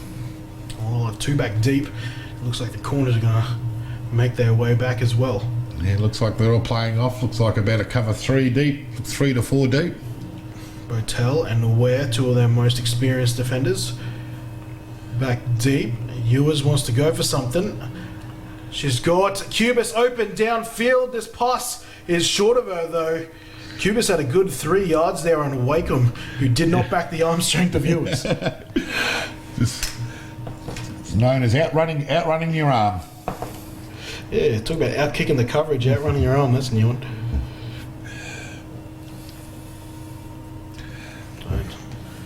16 seconds now. Last play running off 6 seconds. Now the old face guarding coverage there. Yes, I was half expecting a flag to be dropped on that one, but anyway. No face guarding in this league. Not for a long time. Second down and 10. Call that the Kenny coverage right there. Anytime I was a linebacker, just hands up, do your best. So keep running. Flags be damned. Good pass protection there from the Thunder. Ewers launches over the middle. Has got Roberts. Roberts can't beat the tackle of Ware, though, and that should see us come to the close for the half. And I think that'll be the case. Good tackle there from Ware, serving a touchdown. Oh. Why have they stopped the clock? No, that's it. Yep. But at the end of the first half, And that is halftime here. Game 1 of 4 here on Playoff Saturdays. First of 2 in the women's division. The minor premiers, the Griffith University Thunder, they lead 28 points over the 4th place Moreton Bay Raptors. Kenny Andres, Luke Chapman. We're going to take a break for the half, and we'll be back very shortly to join you for half 2. Alright folks, welcome back. Half number 2, just moments away. Big shout out to DJ Cruel, our man on camera 2, under the scoreboard there, providing all of our royalty-free music so we have no issues on Facebook this week. Shout out there to Josh on camera 2. He's on stream right now, giving us a wave. But as far as football goes, 28-0 is our ledger here at halftime. The minor premiers strong lead over the Raptors, who's still holding on to hopes of pulling off the David and Goliath upset here, but it's one heck of a mountain to climb here with one half of football remaining. Certainly a long way to go for the Raptors, but in that first half they showed signs of actually moving the ball and being successful in the offensive side of the ball, and then their defence certainly started to stand up a bit. I think if I was the Raptors coach at half-time, I think it's those little 1%ers that just make the difference, and that's where they're just getting beaten by the Thunder, the more experienced Thunder at the moment. But certainly I'd be saying to the players that, don't despair, don't give up hope. They're still in the game and they're still out there competing, so it'd be good. If I was the Thunder coach at halftime, I'd be trying to address those. Certainly those 15-yard penalties have been killing them a little bit. Watch their discipline, that sort of thing, especially with a view to the Sun Bowl, because in a Sun Bowl they can be critical. Second half underway. Kenny Andres, Luke Chapman, live from Sunshine Coast Stadium here. 28-0 the halftime score between these two teams. Floridas returns us back to the Raptors, 40-1. To start this second half, Thunder in possession. Nice tackle there from, I think it was Taryn Wiley. Yeah, Taryn Wiley with a nice tackle from behind there on Flores. And just first half scorers there. 3 touchdowns through the air, 1 on the ground. A lone rushing touchdown there to Floridas on the first play from scrimmage. And then 3 passing touchdowns for Amanda Ewers, 2 to Cubis and 1 to Taylor Roberts. First down and 10. Thunder deferred their first half option to the second half. Obviously elected to receive the ball. What a cut there from Floridas. And gets that 9 yards downfield. Okay, maybe a little more generous. I seem to be there. Probably closer to an 8-yard gain. Yeah, certainly a nice cut from the line of scrimmage there in that first, second step. And obviously with state and national eyes from scouts with those 2 tournaments upcoming there, Florida's certainly staken her claim there to a possible call-up. Plenty of tryouts upcoming though. Second down as we see Florida's take her second carry, and this has got plenty of space up the middle for her. And she'll take that all the way to the 13. And what I like about Florida is when she sees space now, she sticks her foot in the dirt and gets up. Goes, yeah. Sometimes it's very hard to teach that to running backs. They keep trying to run to the gaps and that sort of thing. But the old adage is good. One cut and go. Absolutely maximised all the space available to her there. 2 players in the Thunder are knocking on the door. 12 yards out. Third a quarter. Spread formation. And we'll have a stoppage in play here. And do we have an injury time out here? Yeah, Taryn Wiley's was struggling a little bit there to breathe, I think. She was sort of... You can see top of your screen there. Yeah. Demand immediately. I think it's just winded.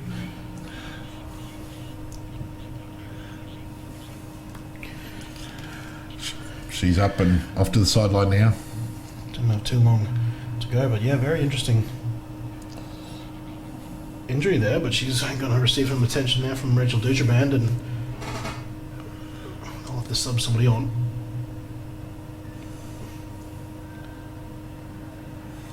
In the meantime, first down and 10 here for Griffith University. Speed option to the right with Liz Partout in the backfield. Here's some trouble. Shakes one tackler, bakes the other, and she's in for a score there. Thunder surge past 30 points. And Liz Patu looks like she'll be warming up for some offensive reps here in half number 2. Certainly a very powerful runner, Liz Patu, as we've seen previously. And just shakes off a couple of tackles. Strolls into the end zone. And I think just putting her in the backfield there just to remind whomever they come up against this summer that she is still very much a capable runner. 2-point conversion. Patu in the backfield with a spread. Ewers looking for someone in the flat, and that's a nice bat down there from Botel, denying the 2 points. Nice defensive play there from Botel. Saw the pass coming, stepped in front with a nice bat down. Excellent coverage.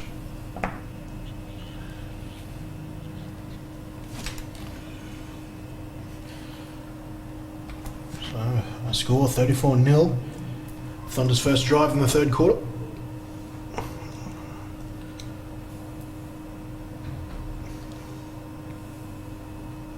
Of course, 2020 we'll see the return of the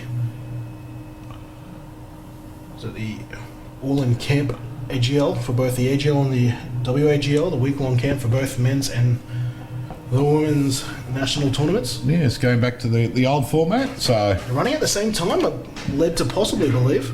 Yeah, it'd be interesting to see how that goes, actually. I know they moved away from a number of years ago to the fly-in, fly-out format, and that seemed to have some great success and that sort of thing, so... This is going to be a good kick. So we'll roll all the way to the end zone, and that'll be a touchback, and in the women's division, that's huge. Yeah. Yeah, the wind. It certainly. I went out at halftime. The wind is certainly starting to pick up out there. So yeah, this morning it felt like there was literally no breeze out there, and it's since picked up. And the only way we'll probably be able to show you is when we go back to the wide, and you can see the Gridiron Queensland tent in the far side field, where it's starting to really show some movement. Yeah. Well, they did predict some quite strong breezes this afternoon with the possible storm. So. You know, certainly you would think the passing game of the Raptors is going to struggle against this wind. Well, you can see the Gridiron Queensland tent is shaken up a little bit. First down and 10. Quick pass here from Duchaband. Was a forward, incomplete. Second down and 10. That was intended to Rihanna Kuss.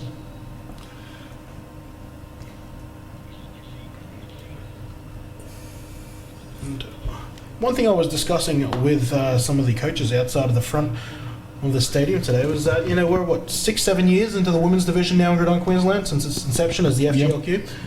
We're going to start seeing the first wave of women really start moving into retirement as this pass is attempted and incomplete. Yeah, especially with some representative tournaments upcoming, a lot of players will that we've grown to know and watch. We'll probably be looking to call it a career after. You would think so. There's certainly some players around now that have been around for a number of years. Like for instance, Casey Hughes out there. Rihanna Kuss has played a number of years. I mean, I know Rihanna's started off. Incomplete to Wiley. Wiley, had she been able to reel that in, there was space. She was gone.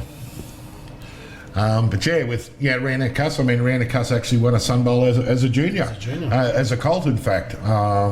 Was the first female Colt to win a Sun Bowl with the Spartans. So there's certainly some players running around today that have been there for a number of years, which is good to see. Certainly it's good to see. Lauren Evans from the Stingrays is another one who springs to mind. Another punt to the sideline here. That goes out of bounds at the 21, yes. So certainly some vastly experienced players in the women's division. It is still crazy to think. It still, to me, feels like yesterday when this league started, even though I do acknowledge how far it has come there. But it's crazy to think that many of the female players have laced it up for, close to a decade now. Yeah. I can understand them wanting to give their body a bit of a rest. Yeah, having played for over a decade myself, I know what that feels like. Yeah, waking up in the morning is a whole different feeling. Yeah. Roberts has got plenty of space in the left slot, but Ewers will keep this and will have to take the sack. Yeah, great blitz there from, looks like Rihanna Cuss, yeah, up the middle, chased her down. Nice loss of yardage there for the Raptors defence. And Cuss walking back with a bit of swag to a huddle there. Just another day in the office. Yeah. Do it like it's just normal. Best form of celebration. Well, the Raptors getting fired up now here on 2nd and long. I'm going to say the Raptors defence is showing some glimpses of some good play there. Ewers, one step hitch, and we'll get it to, that's Lale grabbing her first catch of the morning. Keep wanting to say afternoon out of habit. Still very much still morning. For another 56 minutes. You're normally still in bed at this time of the day, aren't you, Kenny? 100%. I'm not even going to try to deny it. Do apologise for any of my vocal slip-ups today. This is very much first. I'm usually only thinking about my first coffee at this point. So, 3rd down for the Thunder, so I respect their running back. Sunshine Lawrence and the far side wide receiver looking at her first catch, but it will be a... No, Ewers will roll out and throw, looking for Lale again. She lays out for it, but off the right hand it goes. So, brings up 4th down. So, there's a Roberts and Lale on a screen there, and that brings up a 4th down here. Another opportunity for the Raptors to deny the Thunder of any points. I wonder if they'll go for the ever-reliable speed option with Ewers and Florida, or whether they'll look for another pass play. They've done a lot of attacking to the middle of the field. They will go to that speed option, and Floridas has got great blocking in front of her, cuts it back, and now looking to split the defenders, and she will cross the goal line. An impressive run there from Ayana Floridas. Nice cut back there, and then showed some good strength and determination to take defenders the last yard and a half to over the end zone, into the end zone. Sorry. I don't know if the Sunny Coast is creating a female rugby league team, but I swear with some of these cutout passes from Ewers, I don't know which sport she's trying to audition for at the moment. 2-point conversion upcoming. Flores was good there from about 16 yards out.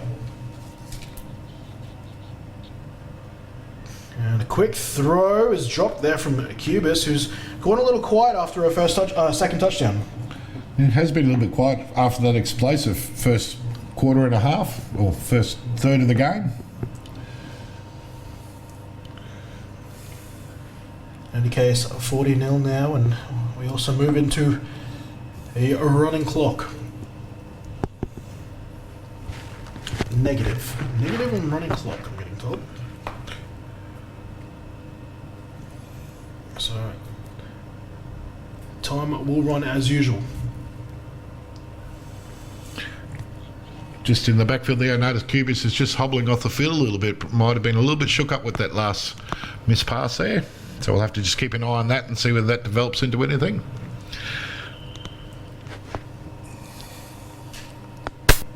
Carries back to kick this off. Line that drive straight into the breadbasket of Ware, who's got a head of steam, heading up the right-hand side of the field, trying to break a tackle, and is lassoed down at the 43. That looked exciting for a hot second. Yeah, certainly a good return there from Rochelle Ware.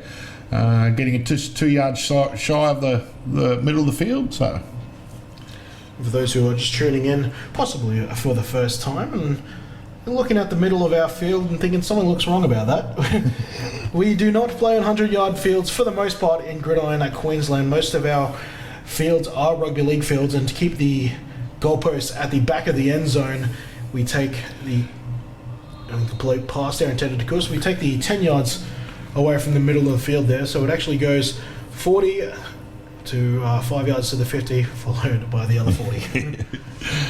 I just wasn't going to say anything and confuse them all. But someone's got to say it. Yeah. Though we've seen alternate practices back for a long time in Gridiron Queensland that use the offset theory, where if you got close to the goal line, they'd actually move them back and The 10-yard line would now be the goal line, so you wouldn't have the goalposts to allow for a 100-yard field to be used. And looks like we will have another foul on the play. And the other alternative we saw in the junior AGL a couple seasons ago with the Gold Coast, where they went to 5-yard end zones, which drove coaches mad. Yeah, no. Particularly our offensive coaches. I can remember a few years ago, they used to actually do the 100-yard field, and the goalpost used to be in the middle of the end zone. And that only lasted one season until a number of receivers were taken out by the goalpost whilst trying to effect a catch. Dead ball foul prior to the snap, encroachment on the offense, number 32, a 5-yard penalty, remains second down. That'll be encroachment on the offense, which is usually not called on the offense, but it is possible. And the receiver, number 32, was lined up in the neutral zone. I'm sorry, did you say goalpost in the middle of the field? In the middle of the end zone, yes. That's some Canadian stuff right there. Yes. Second down and 15. Coming down for the Raptors this morning. Nice pass here. Oh, great catch. So Wakeham has got some space. She's past the 30. She's running backwards now and runs into Toa. I thought she might have put the blinkers on and head downfield, but she was looking for some blockers. Regardless, a fantastic play there from the Raptors.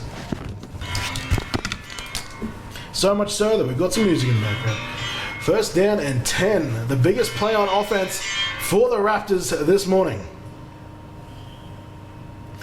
Spread formation. Raptors trying to capitalize on that last big play. Wakeham with a huge reception. Loading and throwing again, but this will be incomplete. That was Dutraman under plenty of pressure. Couldn't get that on target. Yeah, I think after that good play, I think the Raptors might have perhaps, here we see it on screen, a great catch. Pulled in one-handed almost. And no penalties. But yeah, I think that first down after that great catch, I think Rachel Dutraman, the quarterback, just rushed things a little bit. I think she needs to just settle down, take it one play at a time. And trying to get Botel on that second down pass incomplete. Now they've got 3rd and 10. Trying to keep this drive alive and not stall after that huge play on offense.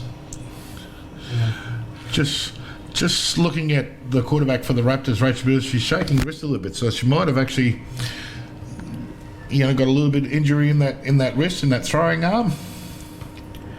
3rd down and 10, part 2. This time it didn't quite perfect that blitz, at least the timing of it, and they had a free play, the Raptors, but yes, they did.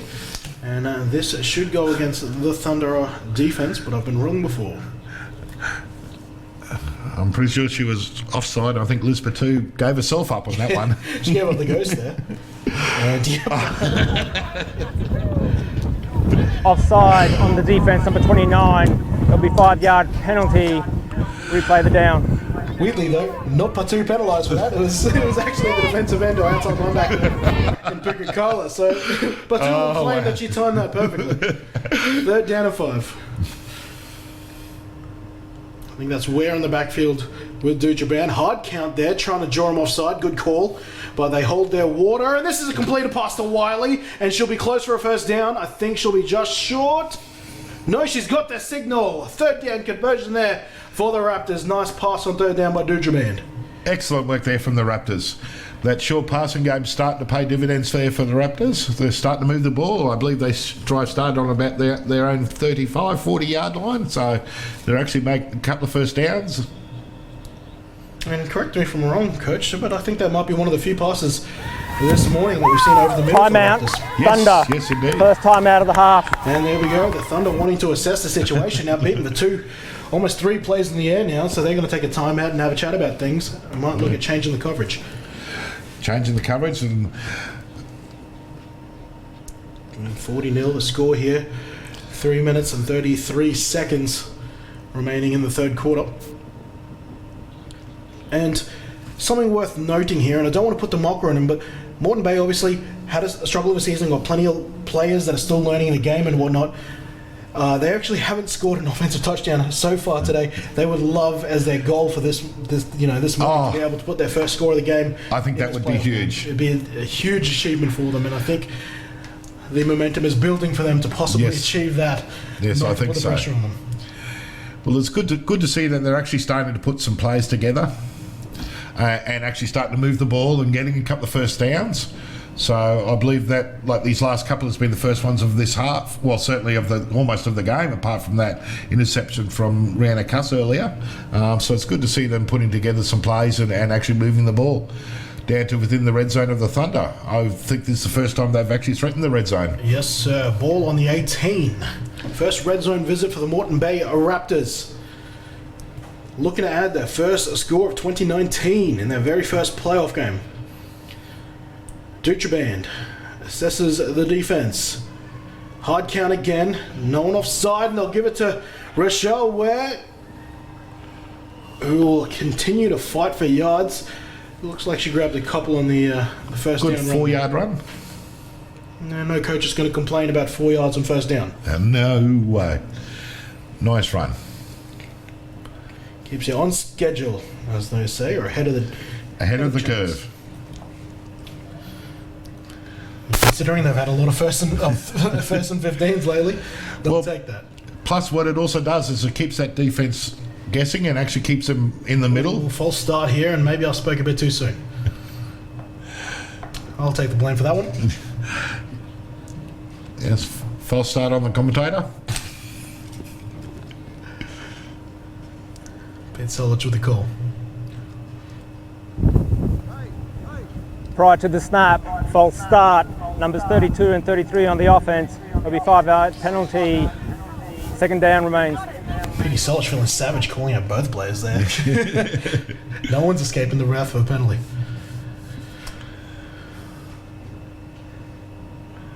Second down now. Back at the original line of scrimmage. Botel against Labuka up top side of the screen, and perhaps had a little bit too much time to think about that one, Botel. Into the hands and a couple of grabs at it.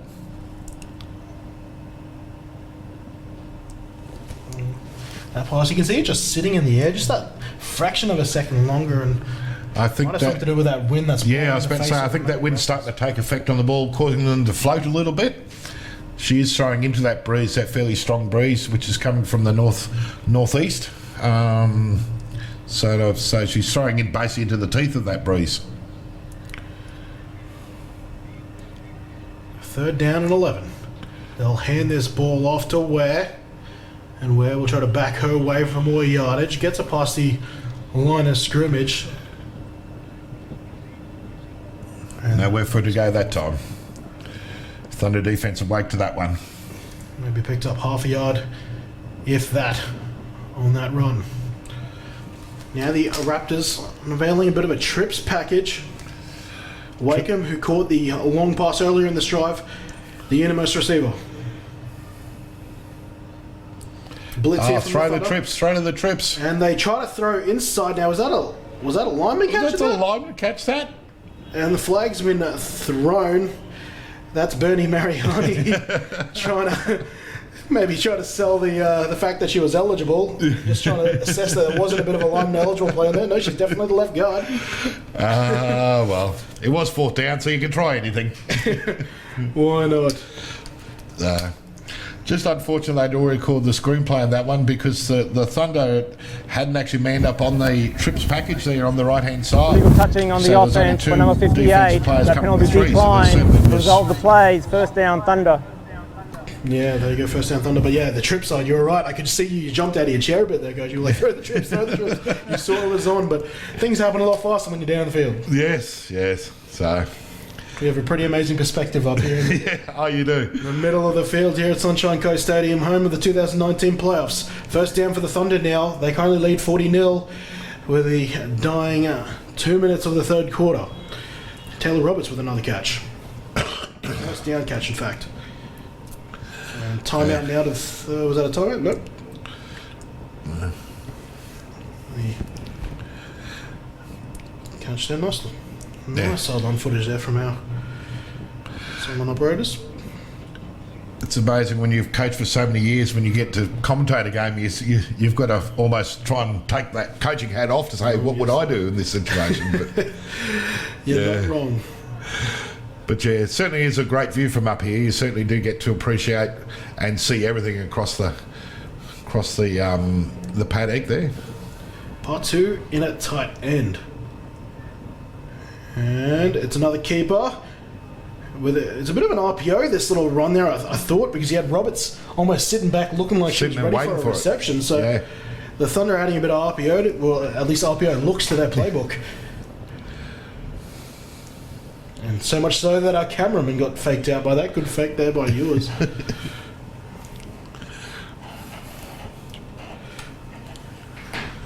One of our more experienced cameramen and Josh Mills as well, so well done. And another play action. This one's to Cubis, who has to get up to try and catch that, but grabs another drop here in the second half. I think the ball might have sailed on it. For Casey Cubis to have to jump up to receive the ball, so any other receiver wouldn't have been even remotely close. So that one's sailing a little bit in that breeze, which is quite strong from left to right of your screens. And just under 30 seconds remaining in quarter 3. 4-0 our score. Thunder in possession. And now we've got a timeout. Raptors are going to take a breather. If nothing else, I think they might be grabbing a drink. It's getting a bit Having a break. Timeout, Raptors. It's the first time out of the half. I was talking.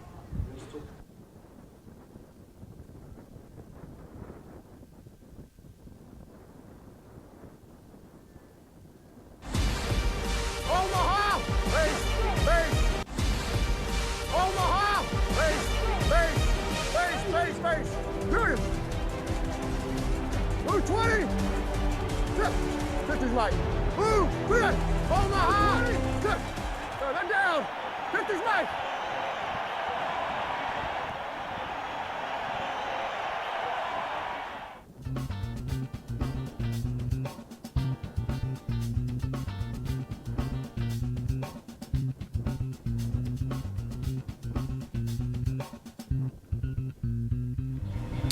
Alright, I'm back out of that timeout once again. Shout out to Impact Sports.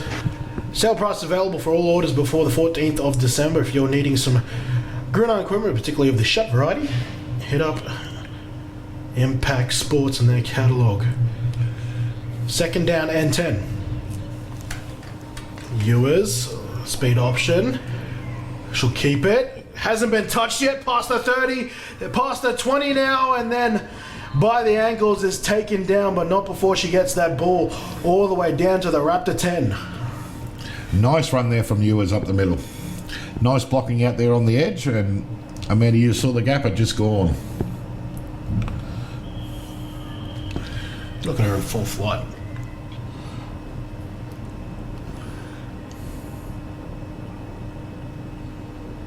She might very well be one of the best quarterbacks in the nation of running that speed option. Certainly gets a lot of practice at it, with that player being a staple of the Thunder offense there. And I think Wiley might be down. We'll get an injury timeout here. Wiley coming off the field again. Yeah. Mind you, when you've got quarterback runners like Ewers with Floridus and then Liz Patu to back them up, it's certainly a viable option. So Wiley might be fighting through injury here. Went off earlier and has come back on, but retreats to the sideline once more. Tara she's certainly shown some toughness in this game. She's been down a couple of times, and I think she's doing it tough out there, but prepared to do her best and help her team. That's the end of the That'll be third quarter. end Of the third quarter, as Pete Solch raises the ball above head. One more quarter of play left here for one of these teams. The score would heavily suggest that is the Moreton Bay Raptors. Yeah. At least they'll have the wind behind them in the fourth quarter, so might assist, might also hurt too. Sometimes when you have that wind behind you, you throw the balls and they tend to sail on you and then get overthrown, but especially with the breeze, the strength that it is at the moment. not to suggest they're not a chance of coming back 40 points in the fourth quarter here, but you reckon the Raptors? You reckon they might have played their silly Sunday or Mad Monday here on the sunny coast here? They've obviously got the Sunday available to them tomorrow, and they've got the whole team available. Mate, you never know. I've been down 20 points in the 2-minute warning and won the game, so. For all the Atlanta Falcons fans watching, shall I suggest the 28-3 score? They're probably still... Not saying that's going to happen here, but, you know. I'll happily take a bet if that's what you're suggesting. No, not at all. Bank account can do with it. Oh, mate, I'm not a betting man. Not anymore, anyway. No. First down and goal from the 10.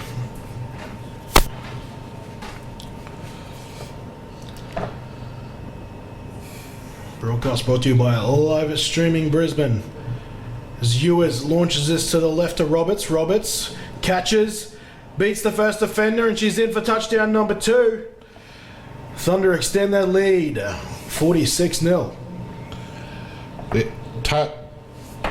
Taylor Roberts certainly become the favourite target for Amanda Ewers in the second half. So good run after the catch ability there. I think it was Roberts who possibly scored for the Thunder last year in a long reception. But good ability to cut back and see where the space was after the catch. 2-point conversion. Pitch out again to Floridas, who will race Connolly to the pylon. She'll win that race. 48-0. Look at this touchdown. Once again, you can just see the old bubble screen. Yeah. Simple but effective. It wasn't even that, it was like the old slant bubble. Yeah.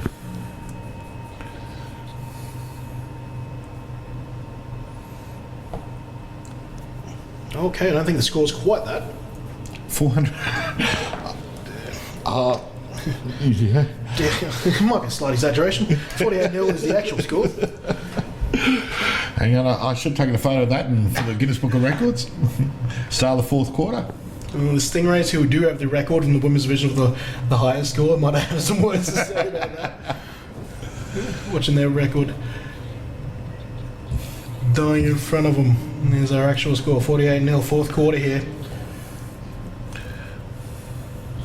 Playoff game number 1. One more quarter to go. Upcoming in the next game is the battle for 2 and 3.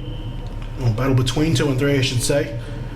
Gold Coast Stingrays taking on the Bayside Ravens. And this is a high kickoff that'll fall in front of Wakeham. It could be recovered by the Thunder here, and I think it has been. It has been indeed. I don't know if that was the intention. I'm pretty sure it wasn't. We had 4 people go for it. The ball just popped out. And then Laura Newell following up after a kick as the punter followed up through there and just dived on the loose ball for a Thunder first down. And we'll see if we got it here. But there's a kick from Floridas. I mean, the kick's intentional. Whether its intention was to recover it, it's another story. And Wakeham just couldn't keep a hold on her there. I was going to suggest one of the options she did have there was to fair catch it, but even then you still need to be able to catch that. Yeah, actually got to catch it. Doesn't deny the opposition from recovering it if you muff it. First down and 10 following the recovered kickoff. We've got a timeout. And Timeout, Raptors. It's the second timeout of the half. taking their second team charge timeout.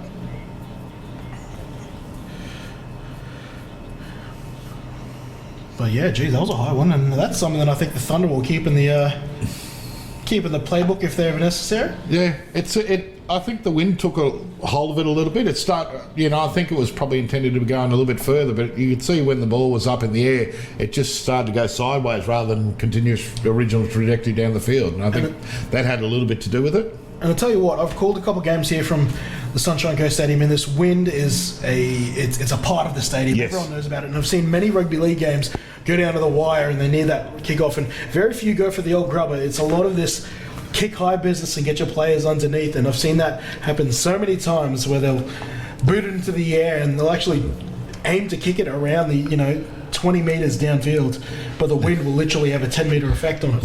Yeah, for sure. You know, I mean, with the position of the stadium being so close to the coast and that sort of thing, the wind is always a factor here. And it's still relevant here, but watch for the games kicking off around 3 o'clock or happening around 3 o'clock. That's when the wind really makes its presence known. And this Fumble. play will be blown up here.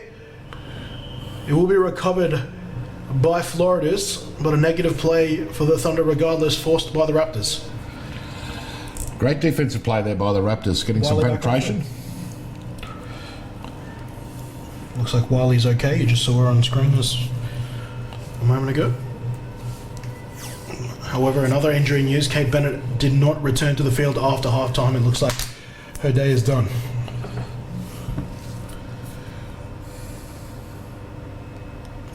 Olole in the tight end. Two receivers to the left, but it's that speed option. A nice pitch there from Ewers out to Florida. She's now wrestling with Ware, and Ware will win that wrestle. And Florida, though, she still picks up a good chunky yardage there, getting that and down to the Raptors 34.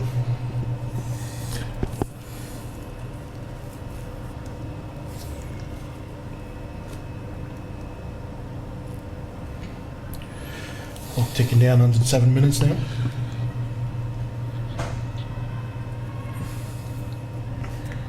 Third down and a long 5.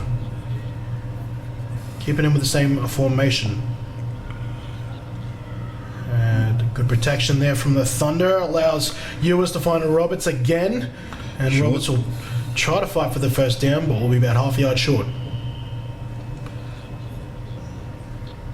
And the ball came out there. I'm just not sure exactly. We'll have to watch that replay. Oh, she tries to pitch that out. Yeah, it's loose. And It's that's loose. recovered. Well, the whistle, she might have been saved by the whistle there. She tried to pitch that out. I'm not sure why. I think eventually recovered by Cubis there. It was, you know, but that would have been a turnover if the Raptors had dived on it.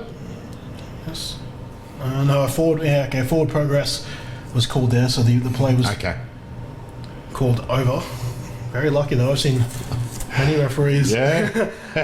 consider that still live. Fourth down and 2, Ewers, quick throw, but the wind probably does her a favour there, and Sunshine Lawrenson gets underneath it. Yeah. Her first catch of, can I say afternoon yet? No, I No. can't. First catch of the morning. If that had been a turnover, I certainly would have been throwing the challenge flag on that one because I thought that was a deliberate pitch as pitch, opposed to yeah. that. So, anyway, back to live. What do you mean? One of the most elongated hook and ladders I've ever seen. Yes. And trust me, I'm with a commentator who knows a little thing about hook and ladders. Ewers throwing it to Roberts, who's been a very busy girl here in the second half. Grabs the catch and maybe grabs a yard.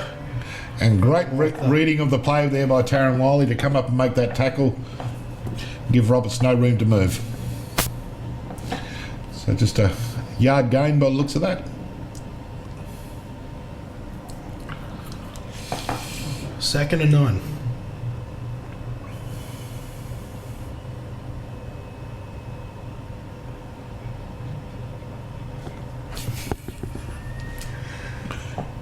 Lawrenson.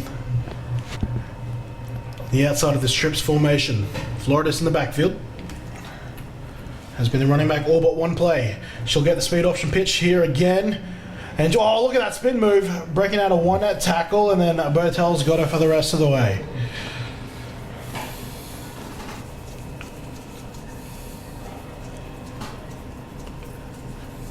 She might have the best spin move in this women's division since perhaps Castro Trias Muno.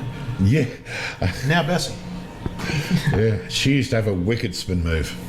I taught her that. Well, I didn't really, but I'll take credit for it. And yes, she's busy being a mum for the time Yes. being, but we certainly hope that her career's not done and she chooses to come back and grace her with some of the most exciting play you'll see in the women's division.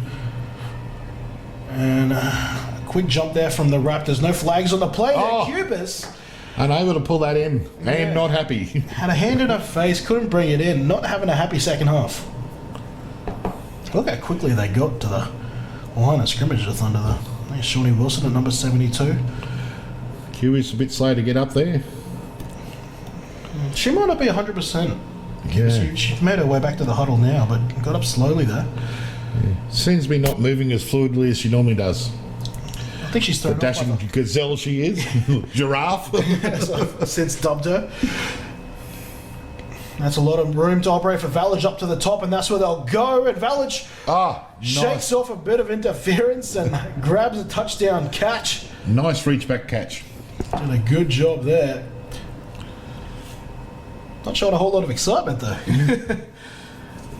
Had a tough first half, Valage. Probably did more of her contributions on the defensive side of the ball there, but now grabs her first touchdown today.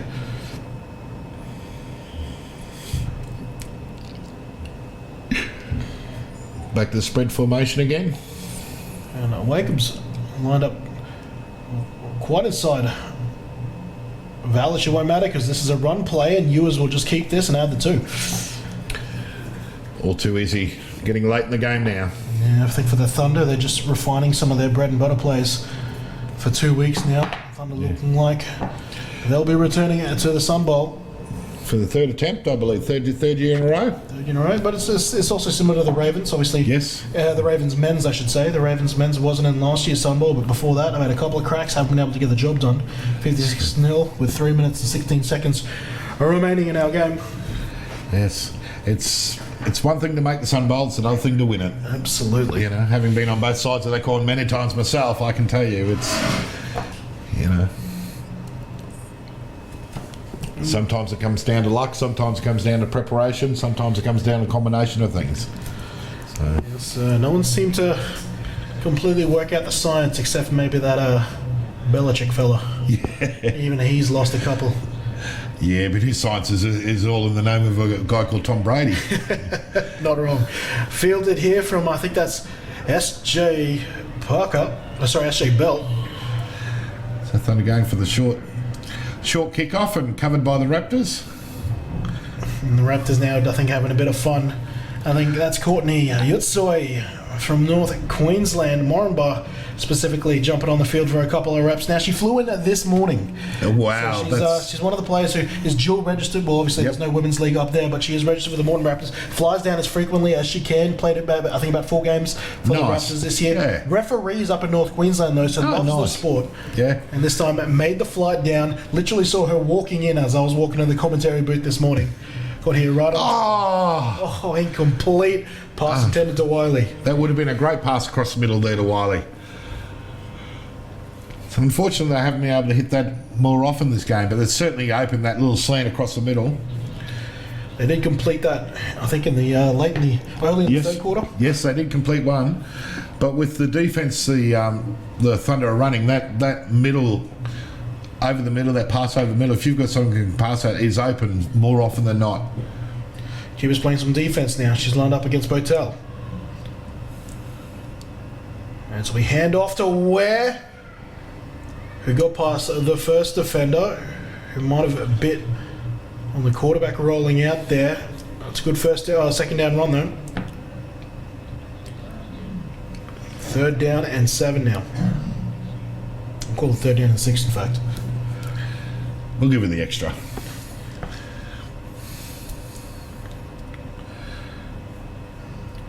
Spread formation here for the Raptors on 3rd down. It's good to see the Raptors again still putting plays there, still trying to compete in this game, still working hard. Batted down at the line of scrimmage. Batted down there, and Dujaban had to go down low to grab that snap there, which threw off the timing a little bit and allowed one of the Thunder defenders to get their hands in the passing lane. Yeah. That's what they teach you. If you can't That's get it. the quarterback, get your You hands can't get the quarterback, get your hands in the way. Brings up 4th down. I want to see a trick play here from the Raptors. I really hope a reverse or maybe even the Chappie Gods play. Mate, it's ready for it. A little sad you're not coach now, and I get to call that. And Dujaban with good protection.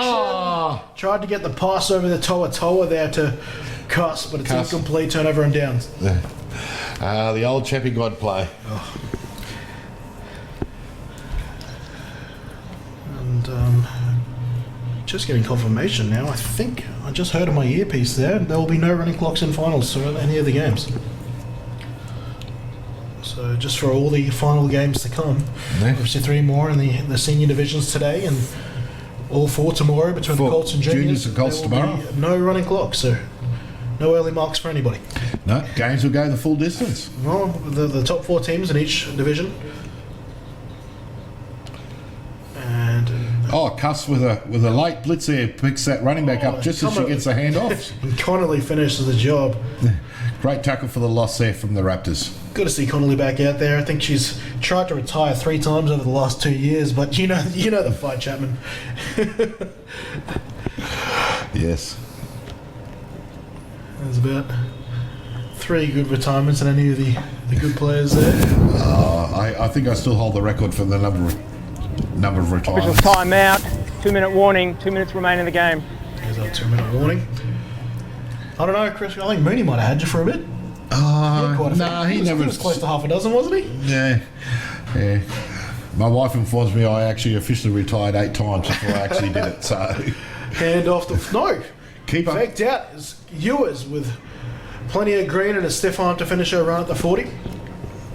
Should have been a flag. Oh, yeah. Chapman with me here thinks that should have been a possible face mask penalty. I believe Yes, nowadays. open palm. It's allowed, isn't it? I thought she actually sort of grabbed the face mask. She went if no palm to close her hand around it. Well, no call on the play. No call, obviously, so no penalty, but yeah. Thunder at the Raptors 40. Here we go. Can't get Here we it. go. Yes. I'm saying that's open hand, my man. Yeah, okay. Oh, fair enough. As a former running back, I'm all for it. Yeah, fair enough. I got no problems with open hand, but it looked like she closed her hand on the face mask there. At the Joys but slowed down the replays. Yeah. 2nd down and 6. so I'll defer to the referee that was standing 2 feet away from it. Somebody tells me he might have had a slightly better look. Oh, I do concede that point, yes. And the fact that I'm half blind now has got something to do with it as well, but anyway. On 2nd down, they'll go back to the speed option, sharpening their skill set for 2 weeks. Tackle made by Connolly there. And Connolly's down after that.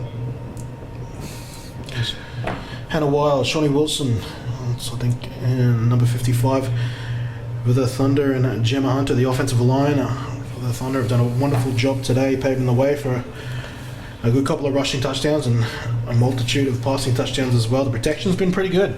Yeah. He was only been taken down once, I believe, and I think that was actually technically a run play. Ewers. Well, he hasn't. Okay, that was a fascinating version of the speed option. Yeah. But it was effective nonetheless. Ewers taking that down to the 21. Yeah, no. Ewers, I remember there was the sack by number T. Brown in the first quarter. Course, yeah. It was a great play there by T. Brown in the first quarter. I think caught everyone by surprise, including Amanda Ewers, who was on the receiving end of it. So Yes, it was. Good call. And we have someone doing the worm on the field. I think she's rather excited. she's happy to call it a season. And this might be the countdown here. Timeout. Nope. Raptors. It's a 3rd and final timeout. The Raptors are going to extend their season by at least 30 more one seconds. more play. 56-0 the final score with just 16 seconds remaining here in the 4th quarter. The Raptors about to sign off for season 2019. The Griffith University Thunder looking ahead for a fortnight. They'll have a date with one of the next two teams, the Gold Coast Stingrays, or for possibly the 3rd year in a row, the Bayside Ravens.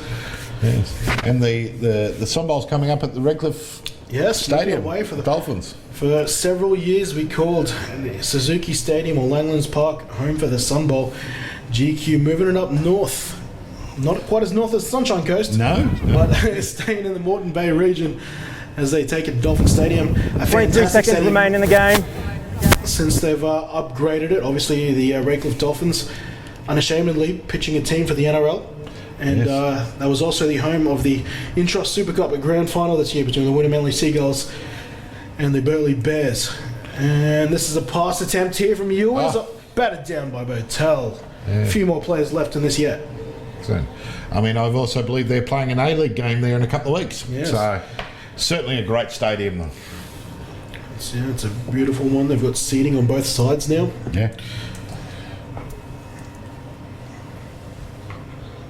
Crusher and the folks over at Redcliffe Dolphin Oval. I'm more than happy to welcome everyone into their open arms. Yes. Very good leagues club there too. Yes, I bet. Certainly don't know that for a fact. He did. 17 seconds remaining after the clock was reset, and Floridas is untouched and has fumbled the ball, picks it up, and is now dragging her way to the goal line, but is stopped half a yard as short. Though that could be the end of the game. And Floridas, well, this could be disastrous. Thunder. Thunder, second time out of the half. They're taking their second timeout. Lord knows why. I guess they want to finish with a statement here, but Floridas was very slow to get up, is now hobbling her way to the sideline, and this is the last thing a team about to get kicked for a Sun Bowl loser and running the one same foot running and back. an arm in the Sun Bowl want to see that. They're starting a running back hobbling off the field.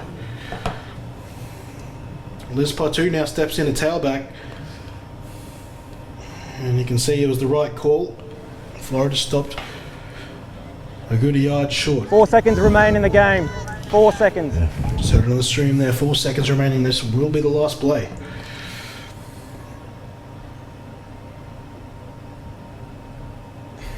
Courtney Yutsoy out there at defensive end, hoping that one day she'll be able to compete up in North Queensland in a women's division of their own. The last play for the Raptors season, I'll give it to Liz Partout, and it's a valiant effort there from Michelle where Partout runs it in, and the Thunder stamp their ticket to Sun Bowl 2019.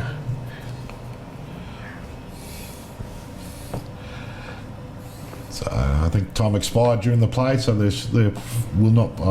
I believe there won't be a 2-point attempt, but yep. I think you'd be correct. Yeah. And that is the The game end has of the expired. game. End of the game. There is no PAT by rule. Congratulations to both teams. So 62-0 the final score here for the minor premiers, winning their playoff game and progressing to the 2019 Sun Bowl. They will wait for the result of the next game to see who their opponent is. In the meantime, though, the Raptors, they sign off for season 2019 and have plenty of players who have learnt a lot and will progress and hope to come back, and we certainly hope they come back. Yes, certainly. Season 2020, and hope for an improved season under Coach Matene and Rachel Dutraband. 62-0 the final score, a plethora of scores there by Amanda Ewers through the air, Roberts, Cubis, Floridas, and Partout all on the scoreboard. And they'll now focus their attention to the game a fortnight away. We're going to take a short break in between games. Upcoming though, the Bayside Ravens, the defending women's Sun Bowl champions, they'll be taking on the Gold Coast Stingrays, looking at a return to the Sun Bowl for the first time in a good couple of seasons. Kenny Andres, thanks to Luke Chapman for joining me in the first of 4 games today. And we'll be back for the Ravens taking on the Stingrays shortly.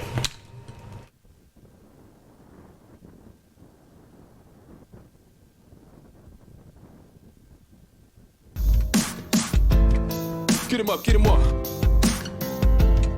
Get him up, get him up. Funny how you choose and pick your battles, dude. Keep saying you number one, but I'm on top, yo, it's done.